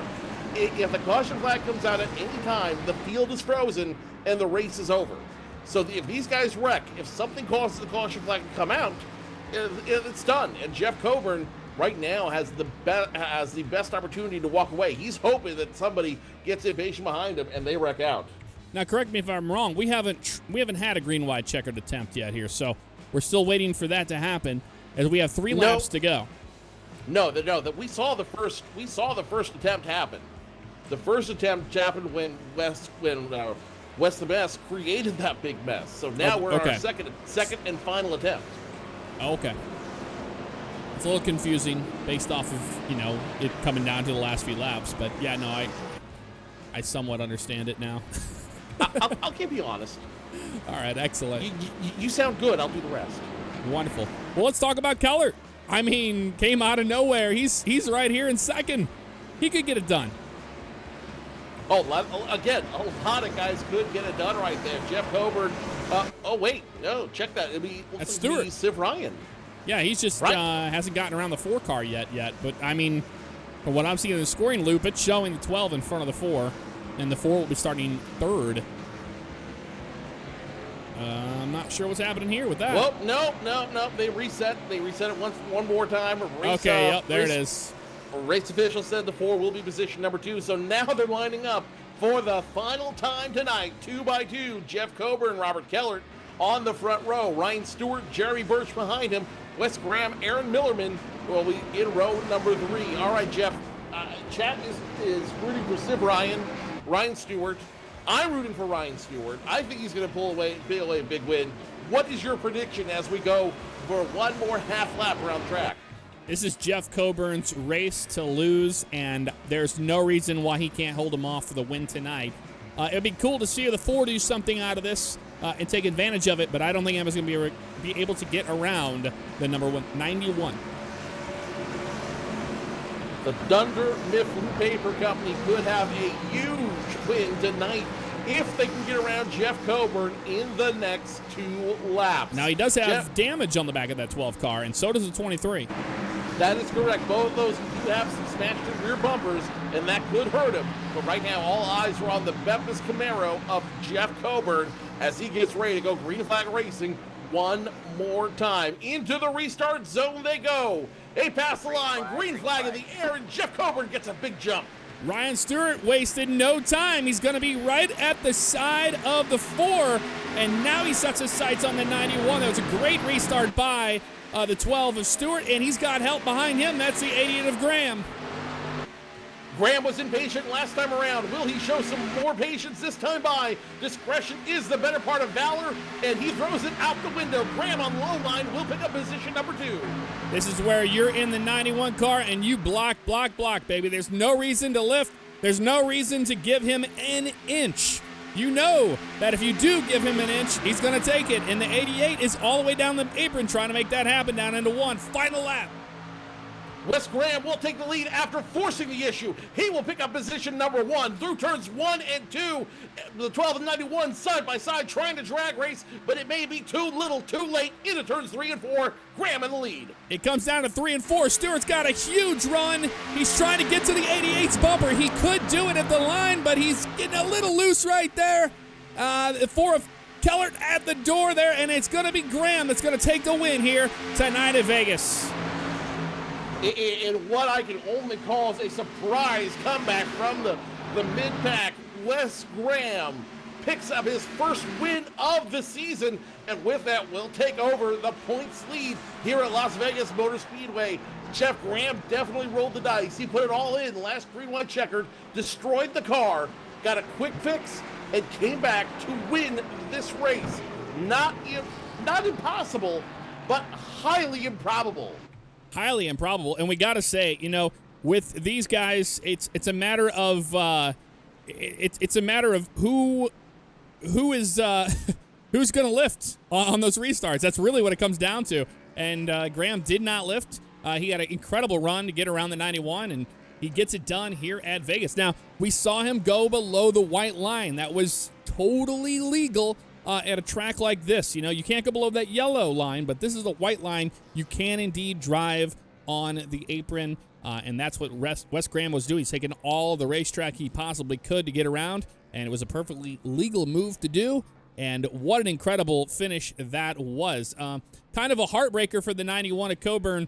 He held him off for a while, and this is a problem of, you know, the whole fast repair issue. You know, the 88 got involved in that crash, was able to go down pit road, was ahead of so many cars when that happened, when they froze that field, and they all went down pit road, and he got you know, fresh tires and everything, and got a fast repair, was able to, you know, pull it out. So it's a matter of you're kind of damned if you do, damned if you don't with the fast repairs. Oh, absolutely it was. And again, this is a story that could only happen in Las Vegas. This is a recovery issue that could only happen in the deserts of Las Vegas. You know, again, Wes made the gamble. He found a way to force the issue there, and he won. It surprised everybody. It surprised me, but Wes Graham once again proving why we call him the Rowdy Bush of the OCRP iRacing League. When push comes to shove, the man finds a way to get it done each and every time. Let's talk about the 12 of Ryan Stewart. He's going to finish out second. He really had something there at the end. If he only had a couple more laps, he could have contended for the win but he'll finish second. Third is Jeff Coburn. He'll round up the third. Robert Kellett, what an incredible run that was. That's a great way to start your season, running up at the front. He'll finish fourth. And Jeremy Birch, starting where he did tonight after an incredible qualifying run. Early on in the season like this, he finished fifth. Absolutely. No, if you're Jeremy Birch, you're very happy with that fifth place finish. It feels like a win. If you're Jeff Coburn, you're beside yourself because you feel like I could have won that one. You feel like that's the one that got away. If you're Robert Kellett, the same way. That's the one that got away. But hey, there is no shame about finishing second or third or fourth or even fifth tonight. That was an endurance race. That was an enduro to end all enduros. And Jeff, they should have no shame. In fact, they should be hanging their heads high as they go racing next week at Auto Club Speedway out in California. Yep, we're going to wrap things up here. We're going to go down to the drivers' meeting. We're going to talk to some of the drivers and see what happened there towards the end of the race. So I'll see you down at the race control room.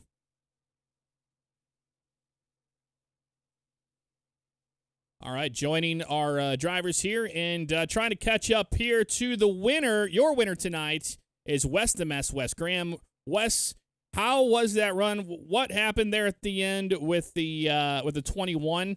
And congrats on the win.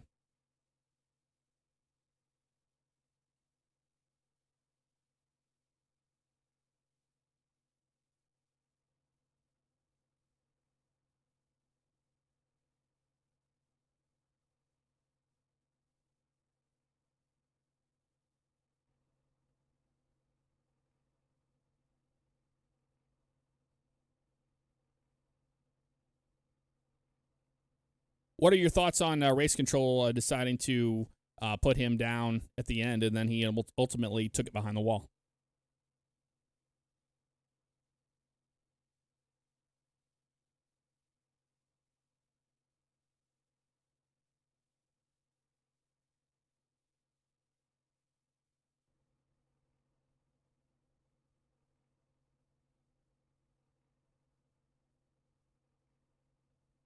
Did you feel like it was a racing incident?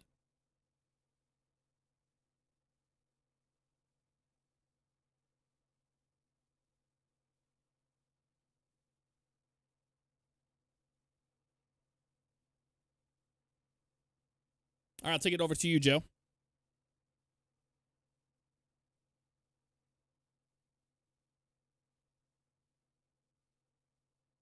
Okay, Joe's not going to pick up. We're going to catch up with second place. That's Ryan Stewart. Ryan, you were right there at the end. You could see the 88's bumper. What kept you back?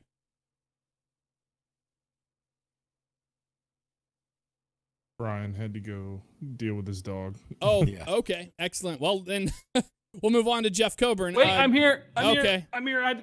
Okay, not a problem. I'm here. Sorry. Just asking. The puppy. That's okay. Just asking you real fast. What was it like to be right there at the end, and what held you back from passing the 88? My pedal wouldn't go farther down on the right. That's what held me back. No, Wes had I think I had some damage on my front, which affected my aero maybe a little bit. But Wes is a fast driver, so I was just keeping up with him as best I could. But I don't know. I'm happy with the second place win. It was a bit of a shit show, but it was fun, man.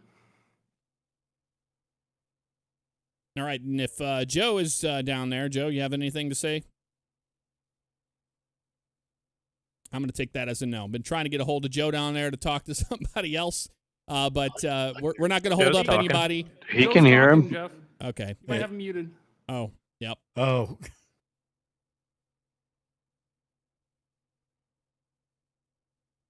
There you go. Okay. May I ask a question now? Yes. Ryan, you came in second. This was arguably your best finish in any league race. And I just have one question for you. How do you carry this momentum into Auto Club Speedway next week, the big 2-mile D Oval? What's it going to take to get Dunder Mifflin a big win out in Hollywood? Yeah, I don't know. Just more practice, lots of practice. I think practicing last night at the open race was really beneficial, and I can tell the guys who were there, they finished pretty well. So yeah, practice, man. Practice, practice, practice. That is the golden rule there, Jeff. Fantastic. All right, we're gonna let you guys get on with your race control or your race meeting, after race meeting, whatever.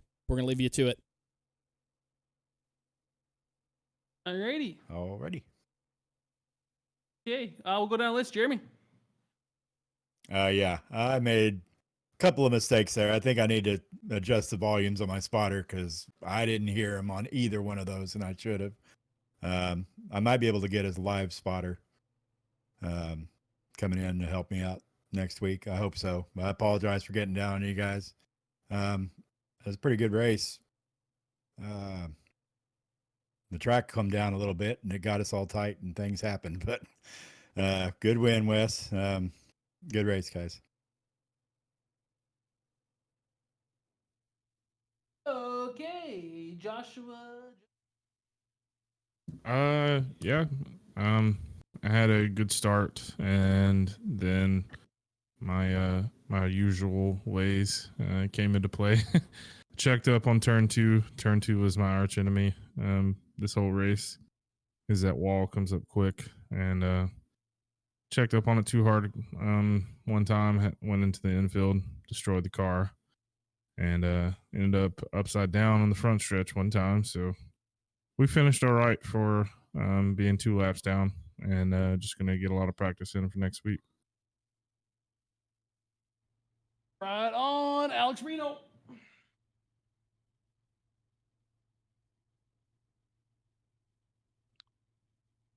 Alex, there you are. Oh, sorry. Yeah, fun race. Got me and Robert kind of got screwed by that late caution when we was pitting. So, but he was able to recover from that. I was still a lap down, I think.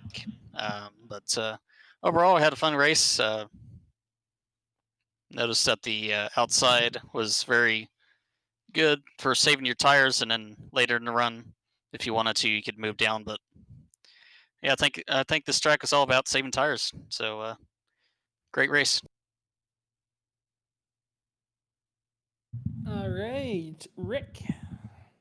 Oh, I had a blast with this race. It's a nice change, passing cars as opposed to being passed. So that's a strange feeling. But other than that, it was all good. Right on, Jason K. Fun as usual. Same old story as everybody else. I got a little loose in turn 2, a no caution incident I recovered from, but other than that, yeah, I just stayed in the back. I didn't have much practice, so I just wanted to get a feel for it and just try to finish this week. That's all the goal was. Other than that, yeah, all good. Okay, and we'll go to Wes the Mess, the winner. Congrats, Wes. I appreciate it, guys. I still feel about 3 inches tall right now. I just really hate it for John and Eric. I can't apologize enough on that, and of course anybody else who got involved, because that was just a major calamity going into 3.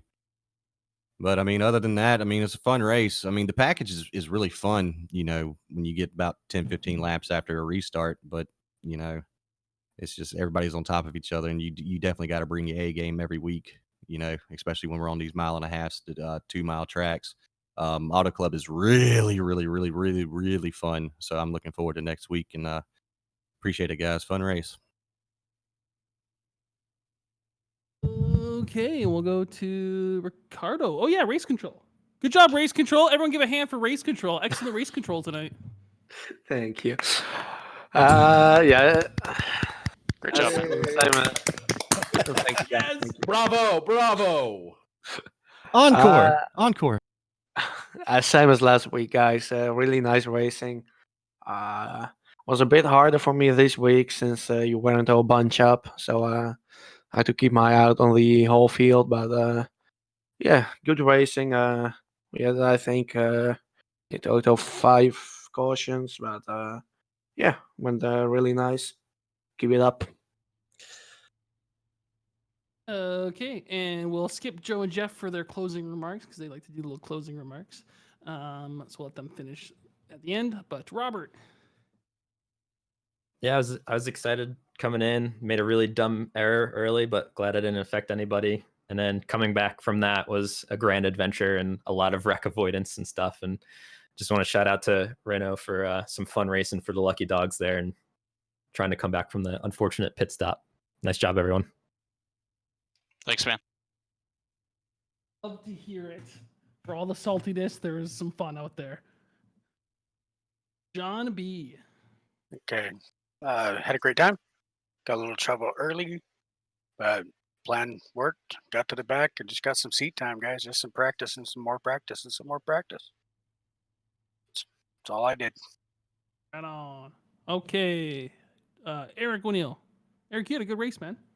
For the most part, definitely was. Don't worry about it. It was definitely a clean win. There's nothing that you could really do with it. I watched the replay, and it's just racing. But good win, Wes. And on the other hand, I definitely need to apologize to Scott. I was just rolling in behind you, and my foot slipped off the brakes, and I just locked them up and tried to avoid you. And yeah, the Hey, don't rest worry is about it. fun. But definitely a fun race for the most part until I pretty much screwed that up. But other than that, decent race, and can't wait till next week. Right on. Also, I would like to apologize for the caution that I caused. I don't know who I squeezed into the wall there. It sucks when your spotter doesn't tell you when someone has a run on you. So I started moving to the outside lane just as I hear my spotter go outside. So apologies to whoever that was. But I digress. Jeff. I'll let that slide there, Ron. You know what happens. Oh, that was you? Oh, sorry, buddy. I mean, the whole race was good. Towards the end, had Wes and 21 not spun out, or if they did and the yellow didn't come out, I probably would have been able to finish that one up front. But because I stayed out, anticipating maybe one green white checkered, I was on maybe 30 lap old tires, and you and Wes came flying right past me on like turn 3. So I tried to put up a fight, but we're a few laps away, well, a few races away from winning. You're screwing me up, Wes. Scott B. Scott B, you had a tough night, I hear. Yeah, I think I had a target on my car. Next week, I just might, just so everybody can have something to aim at. Eric, don't worry about it. I get it. I've done that going into the pits to other people. So I had a fun night, though. I started in the back at the first, got all the way up to 8th, got in a wreck, in the back, got back up. That was pretty much my night. And then got wrecked on that last one. Had no more fast repairs, but it was fun. Did a lot of practice, which helps.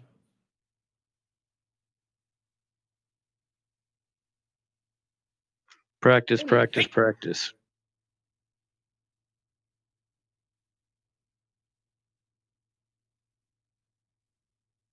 All right, Tony. All right, Tony. Yep, I was gonna say I'm guessing I'm next. Yeah, it was. I think everybody did a good job this week. I screwed myself over speeding in the pits on a green flag stop. Got myself a lap down, but got super lucky there at the end and got the waiver round. And then a big one happened, and that pretty much moved me back up to 6th, and that was that. So started 12th, got up to 4th, went back to 15th, and finished 6th. So I saw a little bit of everything tonight.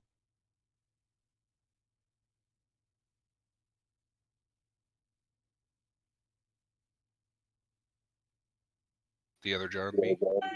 Yep, John. Oh, there we go. It's kind of a bummer next getting one, dumped whoever's out of next. the lead, but took all race to get back, threw a Hail Mary to try to steal the win from Wes and RJ, but bad timed yellow, just racing. And then Wes, don't feel bad about this green white checker, man. We were gonna wreck anyway racing slot cars, so on to Auto Club. Okay, sweet. I think that is everyone. If I'm not mistaken, we'll pass it over to Jeff and Joe. All right, yeah. Earlier, I could not get Wes's audio to feed through, so I just wanted to kind of follow up with Wes again, so everybody that's watching live right now can hear your thoughts on the incident with you and the 21. And do you feel it was a racing incident, or do you feel like it was kind of both of your faults? Yeah, I mean, it's hard racing there. I went back and watched it. I was starting to drift up. He was coming down to hit the white line and got into me, and that started the spin, and then killed me into the inside retaining wall there. But I mean, it's just a racing deal. These things are so draft dependent. I mean, you like I said earlier, you're on top of each other for 10, 15 laps, solid.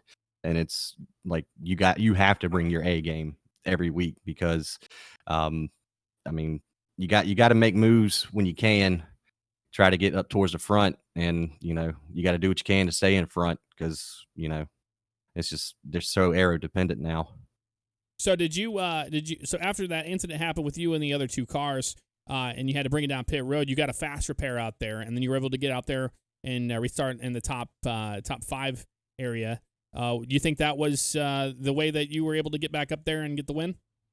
Oh yeah, easily. I mean, I knew Jeff was on old tires. Ryan had a little bit of rear damage from what I could tell. And I mean, just try to stick it to the bottom, get on the inside and take the fastest way around. I mean, I was on fresh tires. I could flat foot it all the way around. I knew the older tires, you can't really do that because the rear end wants to step out on you in the middle of 3 and 4.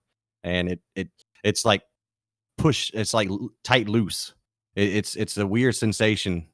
Because the car just wants to go up to the wall, but then the right front's got a lot of grip, or the right rear, has a lot of grip, so it just wants to whip the back end around. So that's what did it. I mean, win's a win. Good way to start the beginning of the season. With a second and a first, but I mean, I still feel horrible. I know that they're like, don't worry about it, but I still feel bad for taking people out. That's not how I race. Absolutely. And finally, what were your thoughts on the 21 taking the car behind the wall? I honestly didn't expect it. I saw him on pit road, and when I came down to take that first fast repair, and I was like, all right, well, he's sitting here, and he's going to get ready to go out, and he was given the EOL.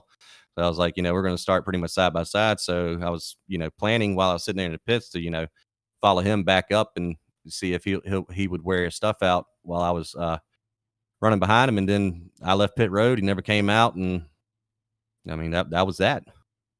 All right. Thank you, Wes. I'll send it over to you, Joe. Yes, sir. Tonight, Jeff, we saw an incredible show of talent, of force, and really what we saw is almost 20 drivers who wanted it bad enough. And if this is any indication of what's coming, this is going to be the best season of iRacing. I argue it's better than the Pro Series because, again, nothing's on the line but pride, nothing's on the line but fun. So these guys have nothing to lose and everything to gain. Jeff, if what we saw today is going to be an indicator of the rest of the season, we're in for one hell of a ride. Absolutely. I got to say, it was incredible to watch this race tonight. You guys did a fantastic job. Great car control and just great racing all around.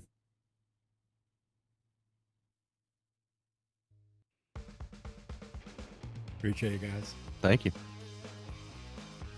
All right, so we're wrapping things up there. You Glad to heard have the you guys end back of broadcasting. the Looking forward to watching it. Of the Been missing race my weekly broadcast. control. Or sorry, the drivers meeting after Well, the race. it's about time we close things out here, Jeff. What do you say? Let's call it a night. Absolutely. Sounds great. Thanks, guys. There you go, guys. That is your drivers here in the OCRP iRacing League Series, and I've got to say it's been an incredible evening of racing. Fantastic all around. Joe, it's been a blast. Looking forward to Auto Club next week. Yeah, Auto Club next week, and and a lot more racing to come. Fantastic. All right, we're going to leave you guys there with that. We'll see you at Auto Club.